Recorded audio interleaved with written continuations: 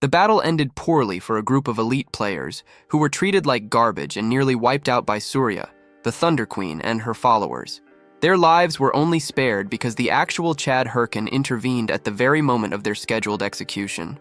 By taking down the executioner with one strike, he snatched his friends from the jaws of death and proceeded to dismantle the entire squad of soldiers that Surya sent his way. When his allies tried to take the blame for the surprise attack, Hyrkin brushed it off. He insisted that the fault lay with the incompetent thug lady in charge, mocking her lack of expertise. To emphasize his point, he activated his shimmering armor with a quick tap of his watch. Surya, undeterred by the loss of her men, ordered a final assault, but Hyrkin met this with nothing but laughter.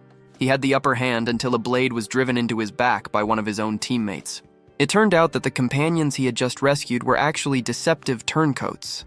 As a system alert popped up to signal his critical health loss, the hero hit the dirt. His betrayers offered a weak apology while Surya stood over him, ridiculing his naive trust in others. She explained that their loyalty had a price, and she had simply paid it. Even as he threatened to erase her from the game, she countered that he would be stuck in a loop of constant deaths and zero progress if she kept hunting him at login. The situation turned even darker when Hyrkin tried to fight back, only to be impaled by multiple swords held by his former friends. They admitted that Surya's offer of millions was a temptation they couldn't ignore, regardless of his past kindness toward them. Overwhelmed by this cold-blooded greed, Hyrkin's vision faded as the system announced his in-game death and a 2-day ban. He eventually came to inside his VR capsule, filled with fury over the loss of his status in Warlord, a massive AI-powered world that served as his only true escape and source of wealth. Haunted by the memory of how these traitors had first recruited him years ago, he stormed out into the city, intent on finding them in real life. His mind was a whirlwind of regret. He wished he had been cold and distant from the very start. This distraction proved fatal when a garbage truck slammed into him mid-run. Despite the horrific injuries and the pain racking his body, his desire for retribution against the thugs remained his dominant thought. Then, the reality shifted. Instead of a hospital or the street, he was standing in the Warlord tutorial once more. Before he could process the confusion of being assigned a mission to kill a Minotaur, the voices of 2 nearby players reached him, begging for help with their wounded party members. The 2 survivors explained that they were the only ones remaining to confront the beast. Upon seeing the giant creature, the hero questioned its presence, noting that it should have been deleted 5 years prior because it was too difficult. His comment left the others baffled, and they clarified that the game had actually launched only 10 months ago. This revelation sparked a sudden realization for the hero. He had been transported 5 years into the past. Despite their frantic pleas for assistance, he ignored their teamwork and stepped forward alone, sword in hand. When the Minotaur attacked, he dodged the strike with ease and dismantled the monster in a heartbeat. The display of power left the 2 onlookers in shock, prompting them to offer him a spot in their guild. However, the hero's mind was flooded with memories of his recent betrayal and the teammates who had sold him out. Choosing not to take any chances, he eliminated both players on the spot, declaring to himself that trust was a luxury he would never again afford. After finishing the tutorial, he disconnected and found himself standing in a V-Gear electronics shop. Though momentarily disoriented, he remembered that he used to spend his time playing on the store's demo units 5 years ago. He realized that this time leap provided him with a massive advantage. With half a decade of future knowledge, he could finally exact his revenge. Driven by this new purpose, he approached the shop's receptionist to purchase a base V-Gear model. However, when he presented his card, she informed him that his balance was insufficient. He quickly remembered that his younger self had been broke, which was why he hadn't owned a machine back then. While contemplating his next move, he spotted an advertisement featuring the same woman who had betrayed him. She was already a famous model for Warlord. Her face served as a cold reminder that he needed to rejoin the game immediately. Determined to find the necessary funds, he left the shop and returned home a short while later with a brand new V-Gear. To get the money so quickly, he had been forced to visit a loan shark. He looked at the lender's business card, remembering the man's chilling warning. He would provide the 10 million won, but failing to repay it would make the hero's life a living hell. Unfazed by the threat, he entered the machine and returned to the game's starting point. The environment felt nostalgic, and he waited for a specific event to repeat itself. Right on cue, a guide named Ariadne appeared before him, offering her congratulations on his successful completion of the tutorial. Ariadne explained that his next step was to select a basic class, noting that his early skill choices would eventually dictate his advanced specialization. She began by presenting the warrior class, highlighting their role as frontline fighters who master melee combat. While the hero reflected on how rapidly he had progressed with this class in his previous life, he ultimately declined the option, knowing all too well how grueling solo play becomes for warriors in the later stages of the game. He also passed on the second choice, the cleric, despite the girl's description of their vital healing and support abilities. Since those were the only standard options, she used her powers to finalize his selection, and the system promptly confirmed his transition to a new area. Upon his arrival, an elderly man greeted him, offering to lead him down the road of magic. When asked which elemental path he preferred, the hero immediately requested to learn dark magic. This took the old man by surprise. He tried to steer the conversation elsewhere, questioning how the hero even knew such a category existed. The elder warned him that while dark magic offered immense power, it was known to corrupt the user's soul. Undeterred, the hero insisted he was fully aware of the dangers, leading the old man to finally agree. As he began imparting this forbidden knowledge, the elder remarked that it had been ages since a player had dared to choose this specific path. A skill book soon materialized, and following the old man's instructions, the hero placed his hand upon it. As his surroundings began to shift, he thought back to a legendary video he had seen in his past life, a solitary necromancer who could take down massive raid bosses without any help. That was the level of power he was determined to reach. Right then, the system announced his official change to the Necromancer class and rewarded him with his debut skill, Skeleton Fragment. A small skull appeared in his palm, which transformed into a complete skeleton warrior the moment he tossed it onto the floor. This undead servant was to be his permanent companion in combat. Eager to begin his progress, the hero asked his new subordinate for the location of the training dungeon. However, before the creature could answer, its head hilariously tumbled off its shoulders. The hero eventually entered the dungeon, feeling a bit disappointed by the skeleton's apparent frailty, though the creature quickly reattached its own head since it was undead. After opening the status window, he noticed the skeleton's level was incredibly low, making rapid leveling his most urgent goal. Just as he finished checking the stats, a pack of wolves emerged. Although they weren't particularly powerful, their speed made them the perfect targets for a field test. The hero summoned his servant and gave the command to strike, watching with satisfaction as the skeleton charged toward the enemy. The initial results were disastrous, as the wolves tore the skeleton apart the moment it attacked. Confused, the hero checked the status window again and discovered a setting for different behavioral modes. However, switching to defense mode yielded no better results, and a trial with action mode only resulted in the skeleton performing an embarrassing dance. Left with no other choice, the hero was forced to eliminate the wolves himself. His frustration grew to the point where he attempted to delete his account, but a system notification informed him that accounts must be at least 3 months old to be closed. With his loan payment starting the following month and a useless summon by his side, he began to panic. While examining the status window more closely, he noticed a crucial detail. His summon possessed a deep learning system that allowed it to improve through observation. Realizing the skeleton had been watching his combat techniques, he decided to train it personally, much like he had once coached his guild members. He handed the creature a stick and established a fundamental rule: failure to dodge would mean death. To test this, he swung at the skeleton, which initially stood still and was knocked over. The hero continued the drill at a slower pace, explaining that it must always look for a counterattack rather than remaining a stationary target. This training soon paid off. When a new pack of wolves appeared, the skeleton smoothly evaded their lunges and defeated them with its stick. Relieved by this progress, the hero watched as the system announced an increase in the skeleton's proficiency and a level up for himself. His next destination was Figus Castle, a bustling beginner village. He felt confident that with a few more days of dedicated practice, he could eventually conquer the entire dungeon on his own. However, his thoughts were interrupted when he accidentally bumped into a large man. The man became furious and demanded an apology. Just as the hero was contemplating whether to simply kill the stranger, the man tried to punch him. Before the blow landed, a muscular player intervened, catching the man's arm and warning him against such behavior. Recognizing the newcomer's impressive build and gear, the hero realized this was Shev, who had been a top-ranked warrior in his former life. Despite the large man's protests that he had been struck first, He and his group were quickly intimidated when Shev released a terrifying aura. Whispers spread through the crowd that this was the leader of the Red Bulls, one of the world's top 30 guilds, known for his love of combat. Terrified, the aggressors fled the scene immediately. Shev kindly advised the hero to ignore people like that, but the hero, staying true to his vow of solitude, simply walked away and remarked that he didn't need anyone's help.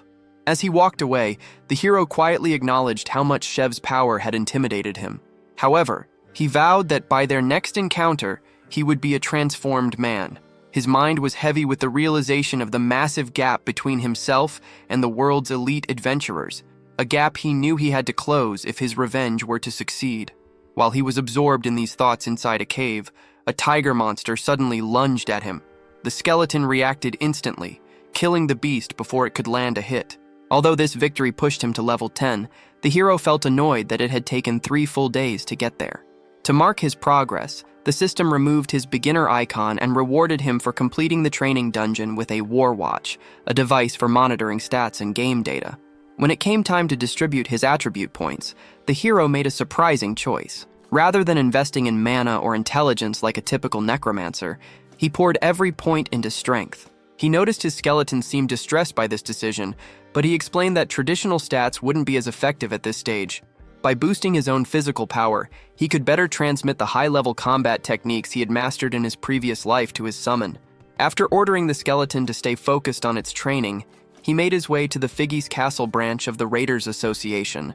The association was crowded with adventurers competing for various missions. When the hero requested a task, the receptionist warned him that only the most difficult and unpopular quests remained. Unbothered, the hero selected a mission to clear a cave at Bima Mountain for a modest 10 gold. Despite the receptionist's confusion over the low reward, the hero had a secret motive. Completing this specific quest before reaching level 15 would grant him the Prospect title. This rare achievement provides a percentage boost to all stats, making it far more valuable than any gold reward. After purchasing some gear, he set off for the mountain. Since most of his funds went toward the skeleton's equipment, he was left with a cheap, embarrassing rabbit costume. Hoping to avoid being seen, he decided to finish the quest as quickly as possible so he could afford better clothes. Elsewhere on Bima Mountain, an adventurer named Multi was enjoying a routine raid when he heard desperate cries for help. He found a man claiming his friend was gravely injured after an attack by an unknown monster. Acting out of kindness, Multi used his War Watch to offer a healing potion, but he was immediately betrayed and struck from behind by another member of the group. These men were actually criminals who specialized in tricking and robbing unsuspecting adventurers. After overpowering him and stealing his War Watch, the thugs began searching for their next victim. Meanwhile, deep inside the cave, the hero's skeleton was already busy battling a pack of wolves. As the wolves charged, the hero activated the skeleton's attack mode. Using the sword he had been given, the skeleton made quick work of the pack, resulting in a significant experience boost for the hero. He felt pleased with the progress, noting that a simple weapon made the skeleton unstoppable against such creatures. When he mentioned using the reward points to upgrade the skeleton's gear, the undead servant seemed visibly touched. Eager to finish the area, the hero urged his companion to move faster so they could continue leveling up. The journey was interrupted when an arrow struck the skeleton's head. Although the hero was initially baffled, the skeleton remained undamaged. A group of thugs emerged, claiming they had mistaken the summon for a wild monster from a distance. The hero pretended to accept this explanation, though he immediately noticed the multiple war watches they wore and the fresh blood staining their gear.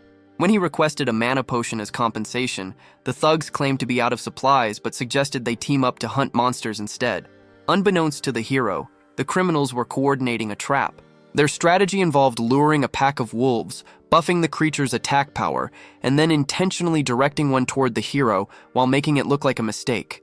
However, their plan failed when the skeleton reacted with incredible speed, intercepting the charging wolf instantly. Stunned by the summon's reflexes, the thugs summoned even more wolves to create a distraction.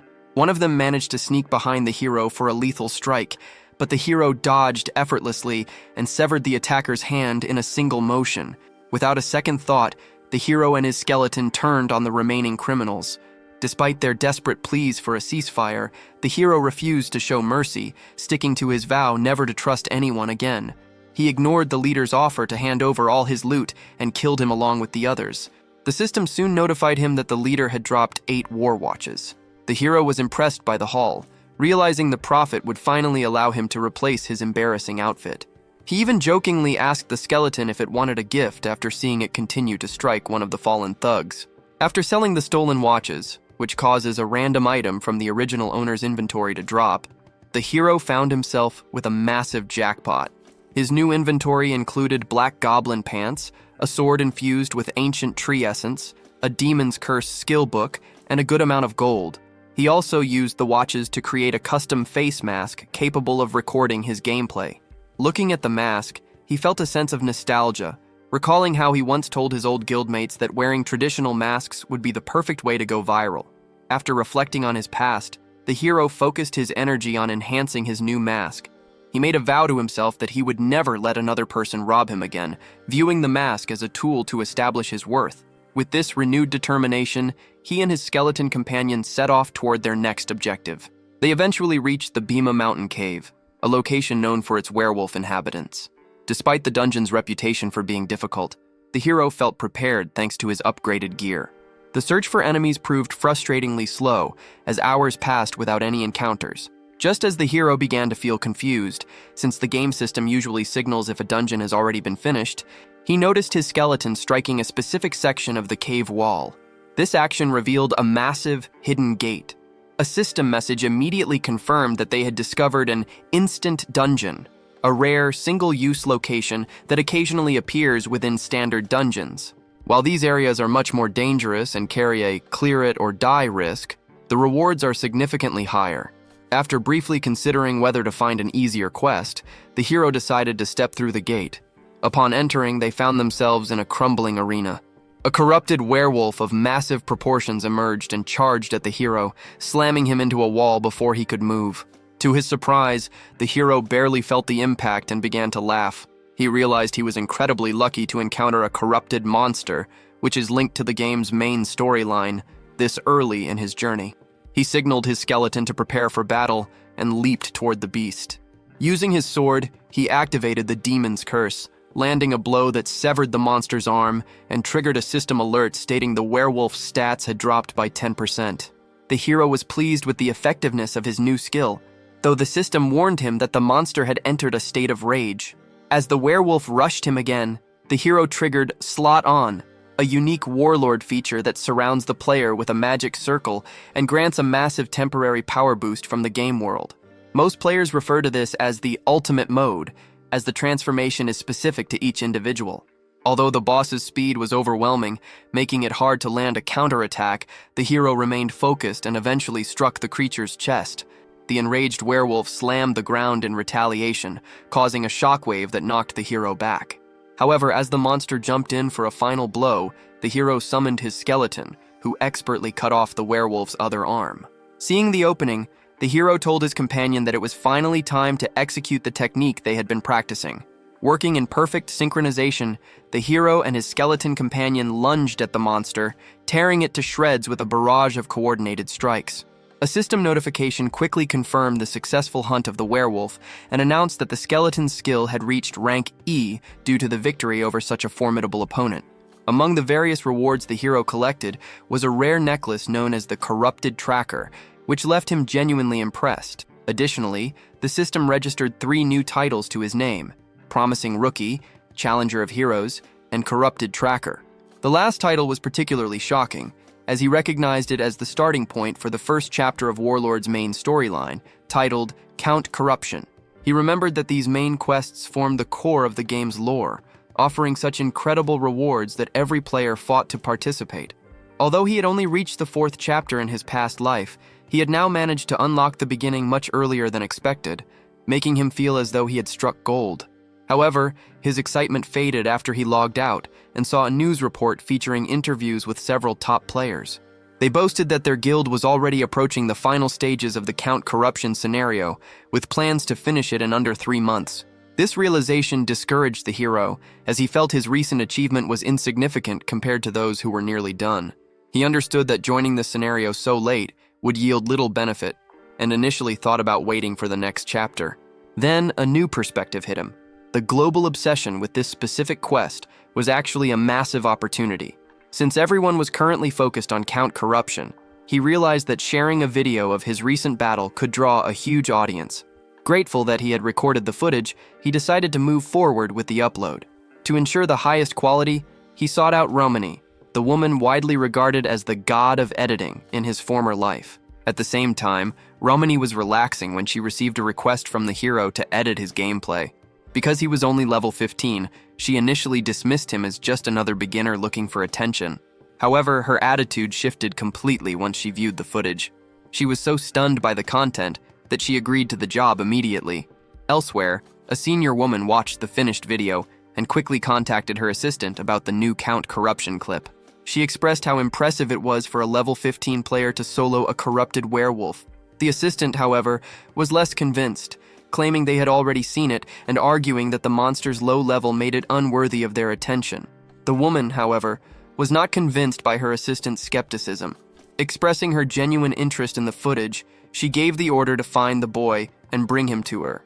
In a twist of fate, this woman was actually Surya, the Thunder Queen, the very same individual who had caused the hero's downfall in his past life. The next morning, the hero woke up to find that his video had become an overnight sensation. He reflected on how, in his previous life, achieving such a massive view count would have taken him several months. While checking his messages, he was shocked to find a note from the editor. Usually, she was a mysterious figure who never initiated contact, yet here she was, eagerly asking when the next video would be ready for her to work on. This prompted the hero to return to his VR machine, though he felt a bit stuck. He realized that finding another monster as legendary and powerful as a corrupted werewolf would be nearly impossible. Meanwhile, back in the game world, the warrior Shev was also watching the viral clip, feeling completely blown away by what he saw.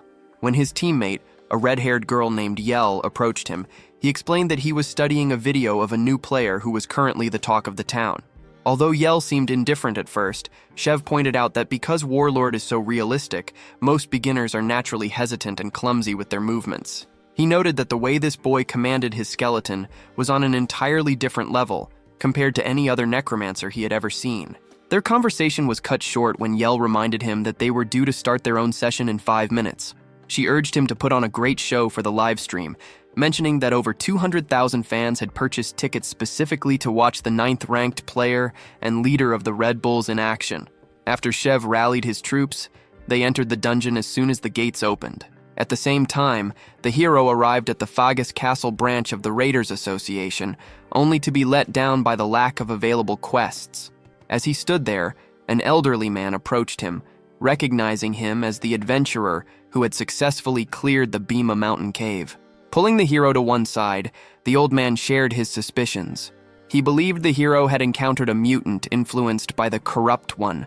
He admitted that while the true identity of the person behind these events remained a mystery, it was obvious that this dark influence was driving monsters into a frenzy, leading to the deaths of many unsuspecting adventurers. When the old man mentioned that a bounty had been placed on the culprit's head, the hero wasted no time in volunteering, promising to dedicate himself entirely to capturing the villain. Despite some initial hesitation, the old man eventually yielded to the hero's persistence and granted him the hidden quest. He directed the hero toward a man named Ahimbri at Bangsu Castle who could serve as a mentor. After receiving a letter of recommendation to deliver, the hero departed from the association in high spirits. He was thrilled, knowing that this was a rare opportunity to become a student of Ahimbri, an NPC renowned as one of the 7 disciples of the great mage Bokhan. In the world of Warlord, meeting Ahimbri was a dream for any mage, as he was the primary source for the game's rarest skill books. Before setting off, however, the hero remembered some unfinished business. He retreated to the forest and summoned his skeleton companion, realizing he had yet to properly inspect his spoils from the previous fight. Using the werewolf's skull, he successfully upgraded the skeleton's strength. He then equipped the necklace of the corrupted tracker, which provided a massive boost to his own stats. To bolster his forces, he threw 2 small skeleton heads onto the ground, bringing 2 additional summons to life. He informed his new trio that they would now be fighting as a single unit before leading them toward their next objective. Their coordination was immediately put to the test when a level 25 bear monster charged at them. While the hero avoided the attack with ease, his first skeleton was swatted away like a fly. Frustrated, he tried to coordinate a better strategy by ordering them to attack from the bear's blind spots. Unfortunately, the second skeleton ignored the plan and lunged head-on, meeting the same fate as the first. The hero's anger grew as he watched their reckless behavior, and even his hope for the third skeleton was crushed when the bear struck it down as well. Ultimately, he had to step in and kill the beast himself. He took a moment to explain to his summons that monsters instinctively face their attackers, making side attacks crucial for survival. Reflecting on his progress, the hero noted that the necklace of the corrupted tracker had proven incredibly useful. His increased skill rank now allowed him to manage 3 skeletons simultaneously. However, a significant issue remained. While his summons could share the knowledge he taught them individually, they lacked any experience in teamwork. Despite his efforts to guide them, they were far from being a cohesive unit. Having finally reached level 20, the hero realized he would need to stop recording combat videos for a while to focus on development. He then commanded his team to follow him, intending to use the long journey to Bangsu Castle as a training ground for their cooperation. A bustling crowd had formed inside Bangsu Castle, where people immediately swarmed a man exiting the boss room to pester him about his quest details. Watching this unfold, the hero reflected on how common it was to find people who refused to work hard and instead try to profit from the success of others. When one of these individuals approached him with the same question, the hero simply ignored him and handed his recommendation letter from the Fagus Castle Senior to the guard. Once the letter was verified, the hero was granted entry. While the rest of the group tried to push their way in behind him, the guard firmly blocked their path. As he walked into the room, the hero wondered what kind of reward he might receive, but he was immediately stunned by the sight of countless skill books lining the area. After the boss asked for his identity, the hero handed over the recommendation letter. Upon reading it, the boss rewarded him with 2 rare and valuable skill books, Bone Armor and Madness Helm. Although the boss informed him that his mission was complete and he could depart, the hero wasn't ready to leave. He begged for more work, promising to take on any challenge. The boss eventually agreed, giving him a new assignment to retrieve an egg from a nest, though the hero felt let down when he realized there was no reward attached to the task. Meanwhile, a knight clad in incredibly expensive armor arrived in town, drawing stares from everyone nearby. As he scanned his surroundings, the knight noted that this was the location where the player known as Ha-Ho Mask was supposed to be. Just then, the hero stepped out of the boss room feeling cheated. He had anticipated a mission tied to the main storyline, but instead, he was stuck with a simple errand to find an egg. His frustration grew when a group of players suddenly surrounded him, aggressively demanding to know what quest he had been given. In the middle of this confusion, the knight intervened, pushing the crowd back to clear a path. He then politely asked the hero if they could speak privately. Once they had moved to a quieter street, the knight apologized for the commotion and removed his helmet. Judging by his high-end equipment, the hero assumed the man was a top-tier ranker, even though he didn't recognize his face. When the knight directly asked if he was Ha-Ho Mask, the hero decided to play dumb. Pretending to be clueless about the name, he simply asked who Ha-Ho Mask was. The knight followed up by asking if the hero had been assigned a mission by a Himbri yet. In response, the hero stated that he was unable to disclose any details to the knight. With an act of visible fear, he even told the knight that he could kill him if he was looking for a fight. Seeing this reaction, the knight apologized for the confusion and allowed the hero to walk away quietly. Once he was gone, the knight's female partner approached from behind, expressing her doubt that the boy was the person they were looking for. She suggested they keep an eye on a Himbri's location, noting that since the Count Corruption quest was almost finished, any new discoveries by others would likely be too late to matter. The knight added that since the Egg of the Nest mission was part of the main storyline, they shouldn't take any chances, and both players returned to their duties. From a higher vantage point, the hero observed their movements and realized they must be part of a highly organized group. He reasoned that if they were members of a typical guild, they would have identified themselves after explaining their goals. Their efficiency suggested they were far more dangerous than average players. Later, after returning to the forest to check on his skeleton's training, he felt certain that there was a deeper meaning to the egg quest. He figured the knight and his partner had likely seen his viral video, which explained how they predicted he would get a mission from a Himbri. Since he didn't fully understand the quest's true nature yet, he knew he would keep crossing paths with them unless he stayed hidden. To avoid further trouble, he decided to stop uploading videos for the time being. Frustrated by the constant interference when dealing with the Thug Lady was already a massive burden. At the same time, the Thug Lady disconnected from her VR machine. As her assistant provided her with water, She asked how the recent guild entrance exams had gone. The lady dismissed the applicants as total trash and immediately shifted the conversation to Haho Mask. When the assistant reported that the boy hadn't replied yet and might have joined a different guild, the lady's anger flared. She ordered her assistant to confirm his status and report back immediately. She also inquired about the president's reaction, but the assistant noted that he hadn't said anything yet. The lady remarked that his silence was likely due to Warlord's incredible performance. While changing her clothes, she recalled how the president had tried to force an arranged marriage on her when she first started playing. Finally, she shocked her assistant by demanding a completely new set of applicants to be ready for review by the following morning. The hero traveled toward the lizard swamp, concluding that since a Himbri was at Bangsu Castle, the quest location had to be in the vicinity. After considering that his task was to find an egg, he narrowed the target down to a reptile, bird, or insect monster. Given his current rank, the swamp was the most logical area for such a mission.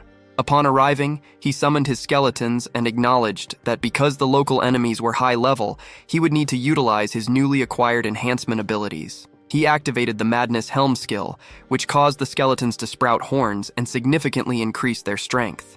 To test this newfound power, he ordered his summons to attack him. However, when one leapt forward, the hero instinctively punched its head away, briefly feeling guilty when the creature let out a scream. The training was interrupted when a group of lizardmen emerged from the water. The hero commanded his skeletons to engage, and they managed to eliminate 3 of the creatures in an instant. Watching his experience points rise, the hero felt a sense of satisfaction. He decided that they would spend the next week hunting in this area while searching for the egg, noting that they would relocate if this region proved to be the wrong one. Unbeknownst to him, a beautiful woman named Ilya was watching from afar. She mused about how her appearance usually made life effortless, as people were always eager to help her. However, her thoughts were cut short when she tripped and fell into the muddy water. She was currently stranded in the dangerous swamp because the slave she had brought along to help her level up had died immediately. Realizing the monsters in the area were too strong for her to handle alone, Ilya decided to manipulate the hero. She tore her own clothing to appear injured and approached him, claiming her legs were hurt from a monster attack. To her utter disbelief, the hero walked right past her without a word. Insulted that someone could ignore her beauty so easily, she began to follow him as he moved deeper into the woods. Eventually, the hero noticed she was tailing him while his skeletons continued to clear out lizard men. He decided to address her simply to save time, asking what she wanted. She claimed she had lost her sword in a swamp during a hunt and only needed him to get it back. The hero agreed to assist on the condition that she leave him alone afterward, and she led him to a spot where her weapon was stuck in the mud. He then commanded his skeletons to retrieve the item. While the skeletons performed the task, Ilya watched them and thought about how helpless a necromancer becomes once their summons are occupied. Seeking revenge for being ignored earlier, she attempted to strike the hero from behind. However, he anticipated the move, dodging her attack effortlessly before tossing her directly into the muddy swamp. Enraged, she shouted that her bodyguards would soon arrive to destroy him, but the hero simply advised her to look behind her. A group of lizardman monsters emerged from the water and killed her instantly. The hero remarked that he had seen through her intentions from the start, as his past life had taught him never to be deceived again. He then commanded his skeletons to return to their duties, annoyed that she had already wasted so much of his time. Shortly after, a system notification confirmed the girl's death. To his surprise, the hero actually gained points from her demise. He initially dismissed her claims about having protectors as a bluff, doubting a person like her could truly have loyal followers. However, her threats were real. Her bodyguards had been monitoring his every move and were now prepared to strike. One of them eventually charged at the hero, but the encounter ended with the man being severely injured. When the hero questioned why he would risk so much for a girl who would never date him, the man simply replied that he acted out of love. The hero ended the conversation by cutting him down, frustrated that he kept encountering unstable people because of a girl who had tried to scam him. Between the lack of decent quests and being hunted by obsessed goons, the hero's stress was mounting. He briefly considered tracking the girl down to kill her again, but realized that would only lead to more complications. His mood improved slightly when he inspected the loot the man had dropped: goblin leather boots and a necklace of promise. Recognizing the necklace, he estimated it could be sold for 800,000 won. However, his excitement was short-lived as another bodyguard arrived to challenge him. While he initially enjoyed the steady stream of rewards from these fights, he soon noticed a large number of her followers closing in. Realizing the situation had become too dangerous, he began to flee, ordering his skeletons to stay behind and block the path of his pursuers. The situation took a turn for the worse when one of the bodyguards utilized a love-based skill to cut through the skeletons. Stunned by this display, the hero recognized that these men were not only more powerful than him, but also too numerous to confront directly. He continued his flight until he reached a dense forest that looked distinct from the surrounding territory. There, he discovered a mysterious black swamp he hadn't encountered during his days of searching. Observing the strange environment, he devised a plan to eliminate his pursuers. Shortly after, the bodyguards reached the swamp only to find several skeletons dancing in the middle. This was the hero's trap. The men, feeling mocked by the display, grew furious. One of them leaped forward to strike the summons, but before he could land, a massive dragon lizard erupted from the murky water and killed him instantly. Hiding behind the trees, the hero felt a surge of excitement as he realized the nest belonged to a dragon lizard. This boss monster possessed such immense health and power that it usually required a 20-player team at level 40 to defeat. Although he remembered that the raid for this creature had been finished previously, he knew that a player carrying a related quest could trigger its respawn. He concluded that since the beast was present, he had found the location for a Himbree's mission.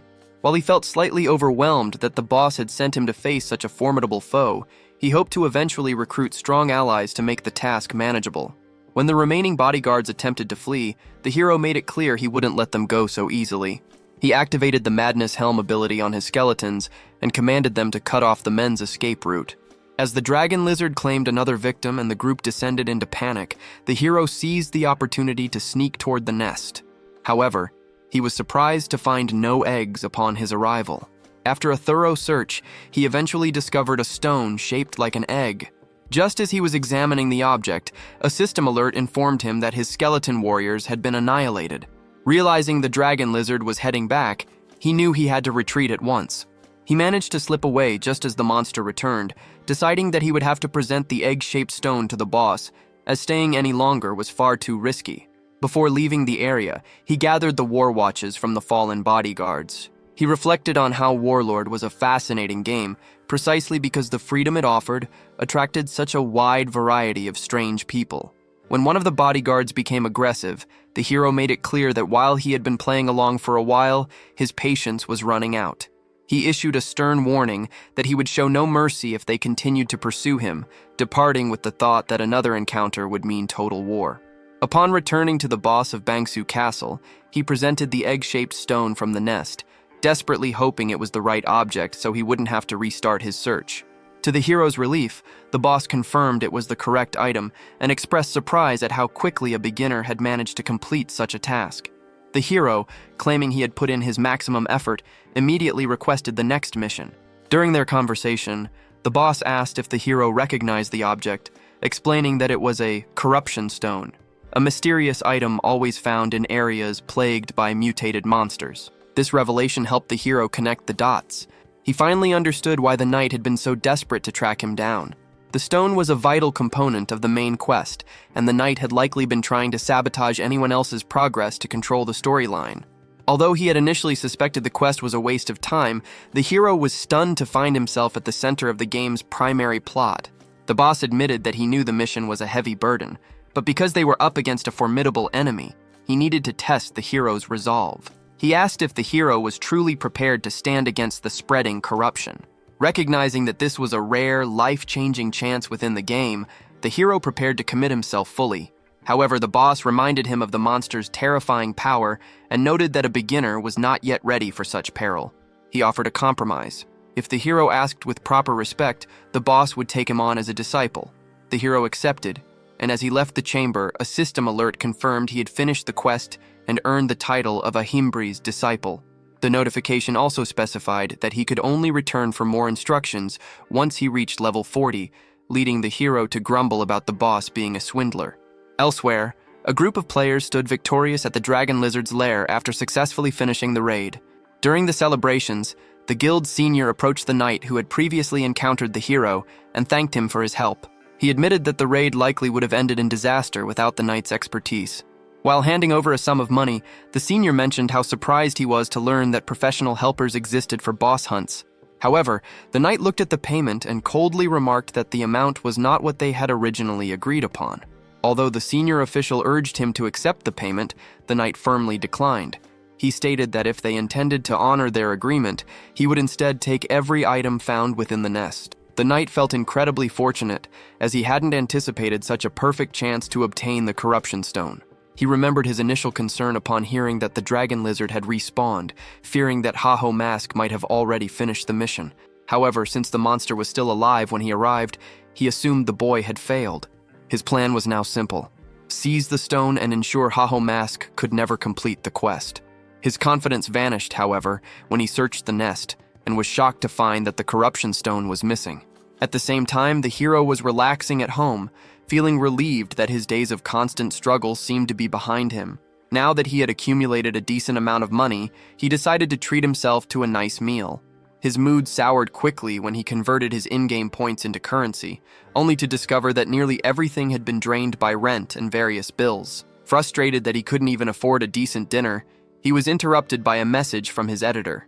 She was concerned and asked if he was planning to shut down his channel. The hero then realized he had forgotten to explain his temporary absence, which was due to the dangerous players hunting him.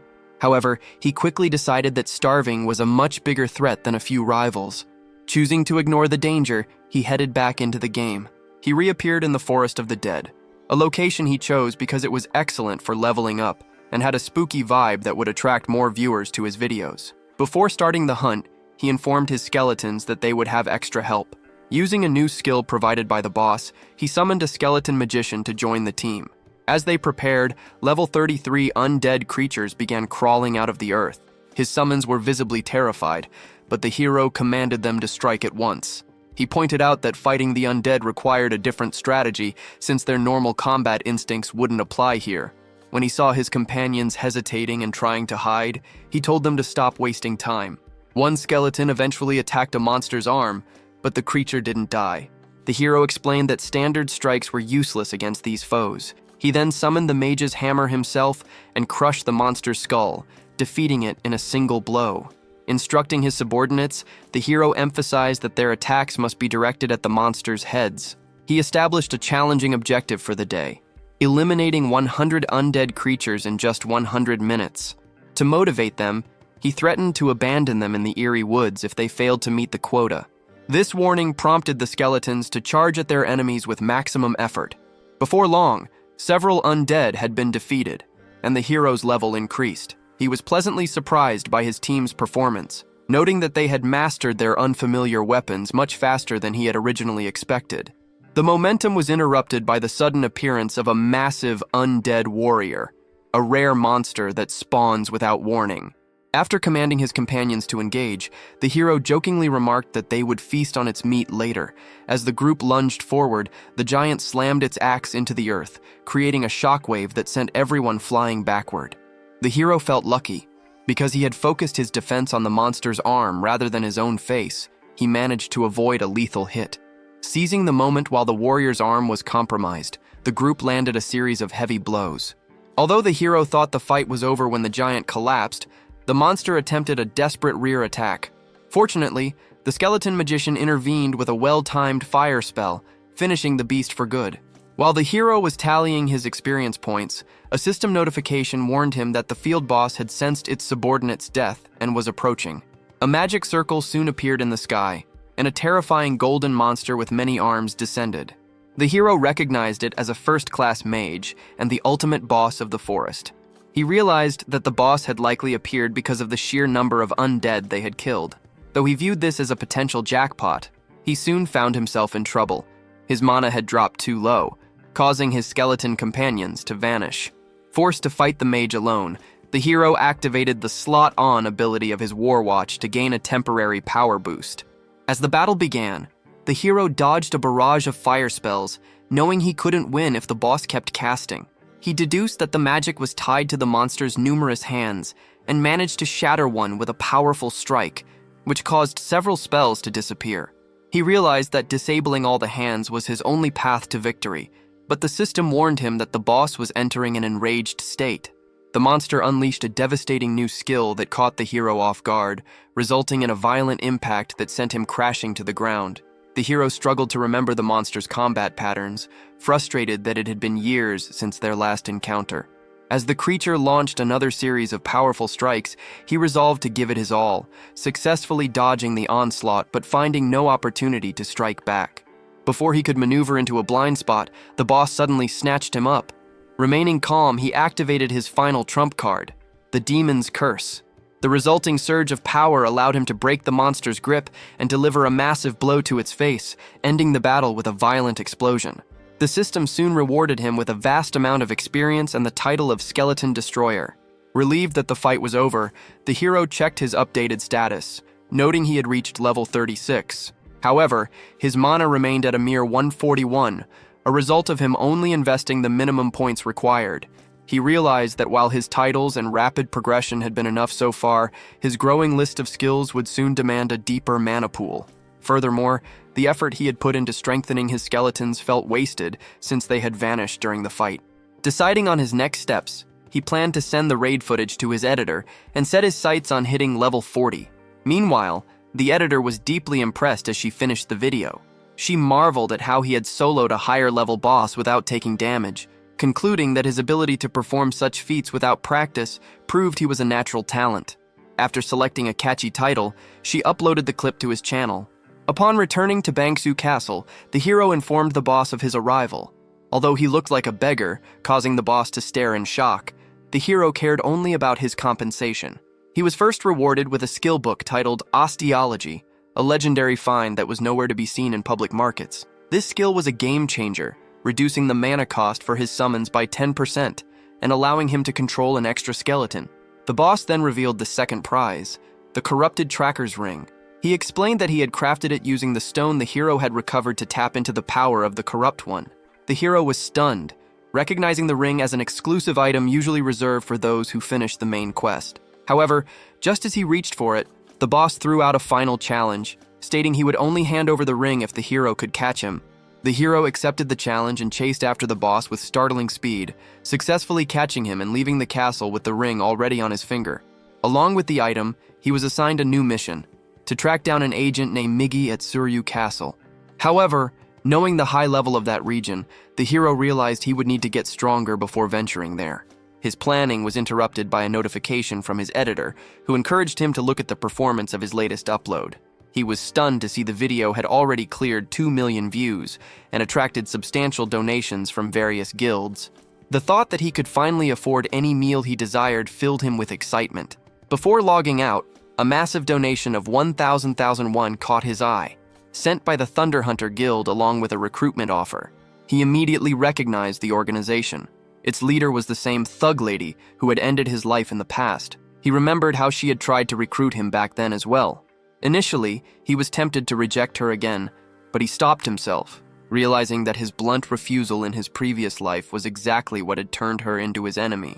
He vividly recalled a past conversation where his old teammates had called him lucky, pointing out that she was a wealthy heiress leading a top 30 guild and could offer him an incredible salary. It saddened him to remember how those same friends eventually betrayed him for her money. Determined not to let greed or past mistakes cloud his judgment, he prepared to move forward. After summoning his skeletons, the hero reminded them that he had been forced to kill the golden monster without their help. He emphasized that they needed to improve their coordination to avoid a repeat of that failure. The summons agreed to his demands, and he informed them that they would be training on their way to Shirou Castle. To motivate them, he pulled a stick from his bag and issued a simple command. They were to run all the way to the castle, and anyone who lagged behind would face punishment. Terrified, the skeletons bolted forward at full speed. In another part of the world, the thug lady was finishing off monsters when her associate, Hatch, arrived. She demanded an update on the Count Corruption quest, but Hatch confessed they were still missing clues for the next stage. Frustrated, she stressed that they couldn't let the Hydra Guild beat them to the main storyline. Hatch tried to calm her by mentioning an upcoming meeting with the leaders of the top 30 guilds. However, she dismissed the other guild masters as losers and doubted the gathering would be productive. Despite her low expectations, she set off to meet with the other senior players. After reflecting on his recent earnings, the hero realized his bank balance had returned to zero. He had managed to clear all his debts and invest the remaining funds into several rare skill books. Sitting alongside his skeletons, he began the process of absorbing this new knowledge. Upon touching the first book, the system informed him that he had mastered skin grafting, an ability that significantly enhanced his physical defense. To test this, he equipped a skeleton horn from his inventory for extra power and struck his hand with a blade. To his delight, he remained completely unharmed. He then moved on to the second book, gaining the Curse of Sloth, a spell designed to reduce an enemy's speed. He confirmed its effectiveness by casting it on one of his skeletons, which immediately began moving in slow motion. Finally, he turned his attention to the last book to learn the most difficult and coveted ability, summoning a golem. As he activated the skill, a colossal golem burst from the earth to join his team of companions. The hero noted that a golem's presence is essential for any true necromancer, especially since this one possessed a unique copy mode. To experiment with this feature, he threw a punch into the air. When the creature didn't move at first, he briefly worried it was a glitch, but the golem eventually mimicked the punch a few seconds later. He concluded that the golem was simply slow, requiring a short delay before repeating his actions. Elsewhere, a high-level meeting took place with only 4 individuals in attendance. Nergal, the head of the Ares Guild, thanked the small group for coming, which included Shev from the Red Bulls, Berg from Big Smile, and Surya, the Thug Lady. One member pointed out that although 29 leaders were invited, the vast majority had declined to show up. The Red Bull leader clarified that the absentees had no intention of participating. Opening the discussion, Nergal mentioned how rare it was for the top 30 guilds to stop competing and cooperate. He revealed the reason for the urgency. The Hydra Guild had identified the corrupt Count and scheduled the final raid for the following month. This news deeply troubled the Red Bull leader, as no other guilds were currently prepared for such a challenge. The leader of Big Smile grew furious, realizing that if Hydra successfully defeated the Count, they would control the narrative of all future main quests. Surya mocked their hesitation, suggesting that if they were too frightened to act, they should simply step aside. Although a heated argument nearly broke out between her and Big Smile's leader, the other two intervened. They warned that infighting would only play into Hydra's hands and give their rivals an even greater advantage. A temporary alliance was suggested by the leader of the Ares Guild, who proposed that the 4 of them collaborate until the completion of the corrupt Count storyline. He stated that all intelligence regarding the Count would be shared among them, a condition to which everyone agreed. Later, while taking a shower, Surya felt a sense of frustration. It bothered her that her guild was unable to overcome the first chapter's boss independently and had to depend on rivals. Nevertheless, she understood that her options were limited for the time being. If the Hydra Guild managed to claim the corrupt Count, she would lose all her leverage, so she decided her best strategy was to stay quiet and wait for the perfect moment to strike. She contacted her assistant with strict instructions for every guild member to monitor Hydra and report their every move, vowing that she would secure the corrupt Count regardless of the price. Upon the hero's arrival at Shirou Castle, an official informed him that his next objective was the Boburu Forest, the last known location of the missing agent Miggy. The hero was told to conduct a meticulous search for any clues, but he was visibly shocked by the assignment. He pointed out that the forest was inhabited by level 70 monsters, which were significantly stronger than he was at his current level. In response, the official clarified that the difficulty was precisely why he had been chosen, warning the hero that rejecting the mission would result in the loss of his corrupt tracker title. Sitting in town afterward, the hero felt completely overwhelmed. A review of the quest confirmed that he had to locate Miggy and finish his mission. Failure or refusal meant being permanently barred from the main storyline. He realized that his habit of taking on over-leveled quests had finally put him in a corner.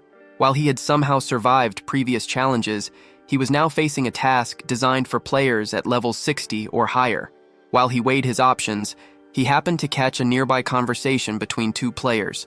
A man was asking his teammate if she believed the Hydra Guild would successfully finish the main quest, noting how famous they would become if they succeeded. The girl mentioned that the other top 30 guilds were having trouble even starting their versions, but the man wondered what would happen to all other active main quests if the corrupt Count were defeated first. This overheard talk sparked a sudden realization in the hero, making him think that rushing to Boburu Forest might not be his only choice. Meanwhile, a pair of Hydra Guild members were busy observing a castle with telescopes. One of them complained about how exhausted he was after days of surveillance. though he was excited about the potential rewards for killing the Count. His partner quickly told him to stay sharp, reminding him that their secret mission was to watch the castle and that they couldn't risk losing focus or letting any information slip out. A new player named Kims, representing the Red Bulls Guild, unexpectedly interrupted the Hydra members while they were talking. When the startled Hydra scouts questioned his presence, Kims claimed to be hunting a high-level boss located on the mountain. After a brief moment of teasing them, he hurried away to report back to his leader, Shev. He confirmed that the tip regarding the corrupt Count's whereabouts seemed legitimate since Hydra members were indeed in the area. Shev's girlfriend, however, expressed her doubts, noting she had originally dismissed the anonymous message as a joke.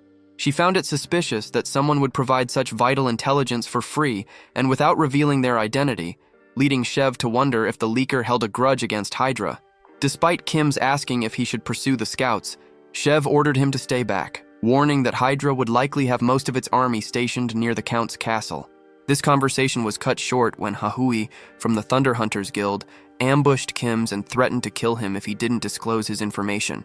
During this time, the hero watched as his golem battled a bear while his skeletons observed from the sidelines. He checked his system but found that the emails he was waiting for had not arrived. He contemplated his plan to bypass the dangerous Bobaru forest by forcing the quest to end. He knew that the Warlord storyline was divided into chapters, and the current one would conclude once the corrupt Count was defeated, automatically closing all linked missions. Since he couldn't possibly kill the Count by himself in time, his strategy was to leak the location to various guilds so they could do the work for him. His only concern was that no one had reached out to him yet. While the hero dealt with the noisy bear by knocking it out with a single punch, a system alert informed him that the Hydra Guild had launched a livestream. He tuned in to see a senior Hydra official proudly declaring that they were the first to identify the corrupt Count.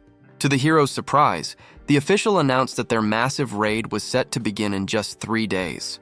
The hero observed these developments and noted that although the raid was occurring earlier than anticipated, he was pleased to see his plan unfolding perfectly. He felt there was little reason to doubt the Hydra Guild, given their significant lead in the main storyline and their roster of talented players. In his mind, the completion of this quest would remove his greatest burden, allowing him to enjoy a peaceful life in just 3 days. However, those expectations were shattered when news broke that Hydra had failed the mission, resulting in the total loss of their raiding party.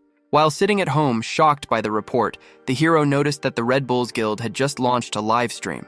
Upon opening the feed, he watched their leader motivate his troops. The leader pointed out that the battlefield's restoration was clear evidence of Hydra's defeat, proving the enemy's strength was overwhelming. Despite acknowledging their own low probability of success, he announced they would proceed with the challenge anyway, much to the excitement of his team. He then revealed a surprise partner for the raid, the master of the Thunder Hunters, known to the hero as the Thug Lady. Seeing her on screen left the hero completely stunned. This alliance had been formed a bit earlier when the Thug Lady approached the Red Bulls leader while he was with his team. When he asked if her arrival meant a declaration of hostilities, she coolly replied that they were currently on the same side. The leader challenged this by asking why her guild's princess had recently attacked one of his men if they were truly allies. Ignoring the accusation, she shifted the conversation to the corrupt Count. She claimed to know that multiple leaders from the top guilds had received secret intelligence about the boss. She mocked him slightly, noting that it was obvious something was happening since a guild like his, which usually couldn't even track the Count, had suddenly started an investigation. She further questioned whether he actually believed Hydra could finish the job. When the leader hesitated, she explained that Hydra had only rushed the raid to claim the glory of being first. According to her, the corrupt Count was a formidable major boss that wouldn't be defeated so easily. Finally, when the leader demanded to know her true purpose, she plunged her sword into the table. She proposed that their two guilds should combine their strength specifically for the raid against the corrupt Count. At the present moment, the two leaders were engaged in a fierce battle against the corrupt Count. Although Surya, the Thug Lady, managed to swiftly cut through an initial wave of enemies, the Count retaliated by summoning a much larger horde that overwhelmed both guilds. To gain the upper hand, the Red Bull leader slammed his weapon into the earth, wiping out a vast number of creatures and clearing a path. He shouted for Surya to seize the chance and go directly for the boss. After dodging several incoming strikes, she managed to close the distance, though the Count responded by impaling her with multiple spikes. Despite the injury, she maintained her focus, slicing through the spikes and delivering a final, massive blow that split the corrupt count in half. Watching from afar, the hero was stunned that she had actually succeeded. He soon felt a sense of relief, however, as the death of the boss was all that truly mattered to his plan, regardless of who finished the job. He remarked to himself that this would be the final time these guilds tasted such glory, as he intended to be the ultimate winner in the long run. Following the battle, he traveled to the Bulkas Mountains, where he initially enjoyed running across the fields with his summons. This joy was short-lived, as a pack of aggressive pig monsters suddenly began a pursuit. The hero had arrived at the mountain entrance a few hours earlier, finding it blocked by a laser barrier. He understood that the seal would only lift once the first chapter of the game ended with the defeat of the corrupt count. As the Chapter 2 starting zone, the area finally opened up the moment the boss fell. Upon entering, the hero was awarded a title for being the first player to arrive, and he excitedly told his skeletons that his era had begun. However, his enthusiasm vanished when level 60 pigs appeared and forced him to run for his life. As he fled, he wondered why the monsters had spawned so rapidly, realizing that other players would soon flock to the area. Knowing he couldn't afford any delays, he switched his skeletons into helm mode and commanded them to fight back, but the pigs annihilated them in a heartbeat. With the situation turning critical, the hero activated his Curse of Sloth, successfully freezing the creatures in their tracks. Aware that he only had a 5-second window before they could move again, he drew his sword and prepared to launch a decisive strike. Just as the hero was about to charge, a monkey monster suddenly tripped him up by tossing a banana peel under his feet. His frustration at the creature's prank was quickly overshadowed by a more pressing danger. The Curse of Sloth had expired, and the pigs were rushing toward him once again. However, a sudden hail of powerful arrows intercepted the attackers before they could strike, killing the pigs instantly. While the hero stood there in confusion, the man responsible for the rescue approached to check if he was all right. Meanwhile, back at Soryu Castle, a pair of onlookers noticed a player standing in the street wearing a complete set of radiant white mamba armor. They remarked on how incredibly pricey the gear was, noting that only a high-level ranker could possibly own it. This knight was the same individual who had crossed paths with the hero before, and he was soon joined by his partner, Michelle. When the knight inquired if she had identified the person who leaked the intelligence, she admitted she had failed, as none of the guilds had a clue. She found it baffling that anyone possessing such critical information about the corrupt count would give it away to everyone for nothing. When the knight asked about the boy in the Haho mask, she dismissed the idea, arguing that his channel only featured basic hunting clips and that a beginner couldn't possibly be the mastermind. As the knight left for his next assignment with the Sweepers Guild, he told her to stay focused on the search, vowing to make the culprit pay for disrupting the game's balance. In the forest, the hero's rescuer led him to a home located deep in the woods. The hero introduced himself as a Himbri's disciple, feeling incredibly lucky to have met Ma Wung, who he knew was the central NPC for the second chapter's storyline. He remembered that Ma Wung was once the prince's elite combat instructor before being fired due to a past incident, eventually becoming the captain of the rangers in the Balkas Mountains. Despite the hero's excitement, the NPC advised him to move on quickly, warning him that the area was far too dangerous. The hero countered by explaining that he was investigating the persistent corruption in the region even after the Count's death, which had led him to this spot. When he asked for information, Ma Wung admitted he had a suspect in mind but lacked proof. To the hero's surprise, the NPC asked for his assistance in gathering evidence, and a system alert immediately notified him that he had earned a new title for being the first to contact a Balkas ranger. After the hero accepted the proposal and asked for his first instructions, the NPC assigned him a mission to investigate the local wildlife. The reward for this task would be 500 gold and the chance to earn the ranger's confidence. Leaving the house in high spirits, the hero planned out his strategy. He decided to avoid the more dangerous level 60 creatures, such as bear warriors and wild boars, choosing instead to focus on the level 50 monkey monsters. At that very moment, one of those monkeys was busy causing trouble by pelting passers-by with fruit. Creeping up from behind, the hero tried to land a blow, but the agile creature sensed him and began to flee through the woods. The hero pursued it, frustrated by the monkey's speed, and the way the thick trees interfered with his sword swings. In a calculated move, he hurled his blade at the creature. Though the monkey was frightened, the sword merely stuck into a tree trunk. Thinking he was safe, the monkey let his guard down, but the hero revealed that the throw was just a ruse. He summoned his giant golem, which delivered a crushing punch from behind, ending the fight instantly. With the first target down, the hero prepared to hunt more of them. While this was happening, the leaders of the Red Bulls and the Thunder Hunters were busy with media interviews. Upon her return, Surya's assistant praised her for soloing the corrupt count, but the thug lady modestly admitted that luck played a part and that the Red Bull's assistance was vital. However, she was also secretly thinking about the hero's videos, realizing that his specific talents were necessary for a total victory. She instructed her assistant to get in touch with Hatch. Despite the assistant's confusion over why she wanted to talk to someone she considered a loser, the lady explained that there was a specific target they needed to hunt. Back in the forest, the hero's sword eventually snapped after hours of fighting. Although he realized he needed better gear, he lacked the funds to purchase replacements, so he decided to focus on farming monster gems. He knew these items were rare, but highly sought after for crafting equipment with special bonuses. Specifically, the gems from these monkeys were perfect for creating high-quality gear. He told his skeletons that they wouldn't stop until every monkey was dealt with, but despite their grueling labor, not a single gem dropped. Just as he was feeling let down, a man in heavy armor appeared and addressed him as Ha-Ho Mask. Judging by the stranger's high-end fire lizard armor and massive orc blade, the hero estimated that this newcomer had to be at least level 70.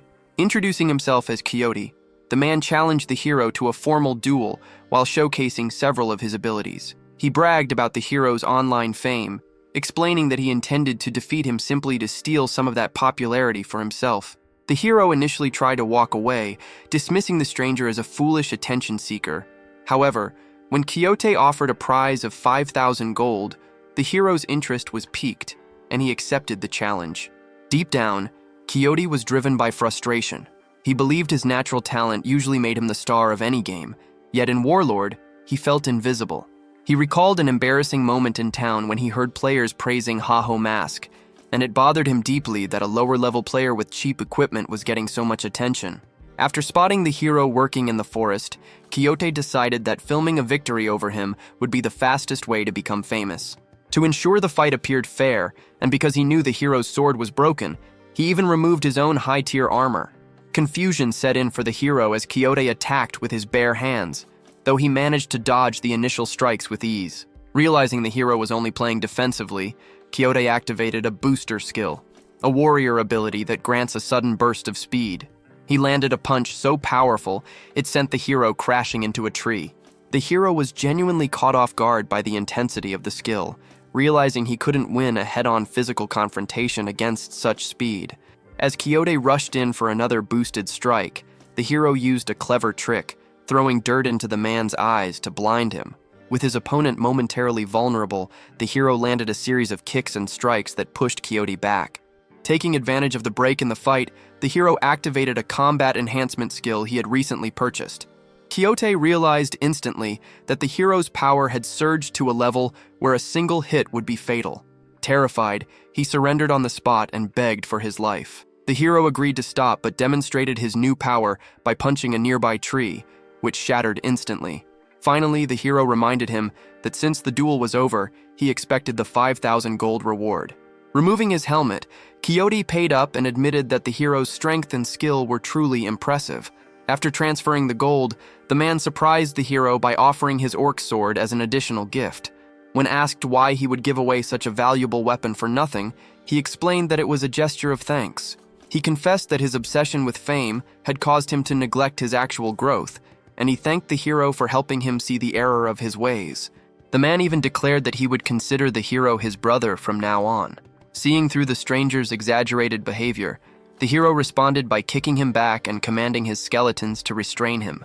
The summons followed the order, leaving the man tied to a tree as the group continued their journey. The hero was impressed by his new orc sword, noting that he no longer needed to farm monkeys for equipment. Despite this, he briefly considered hunting more for extra loot, but his skeletons stepped in and encouraged him to stick to the mission.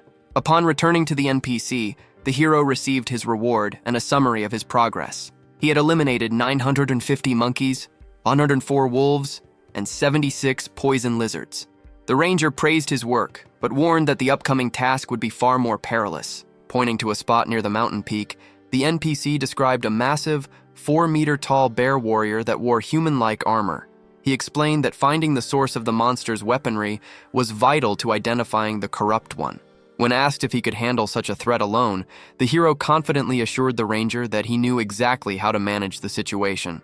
Before heading into the mountains, the hero decided it was time to upgrade his own power.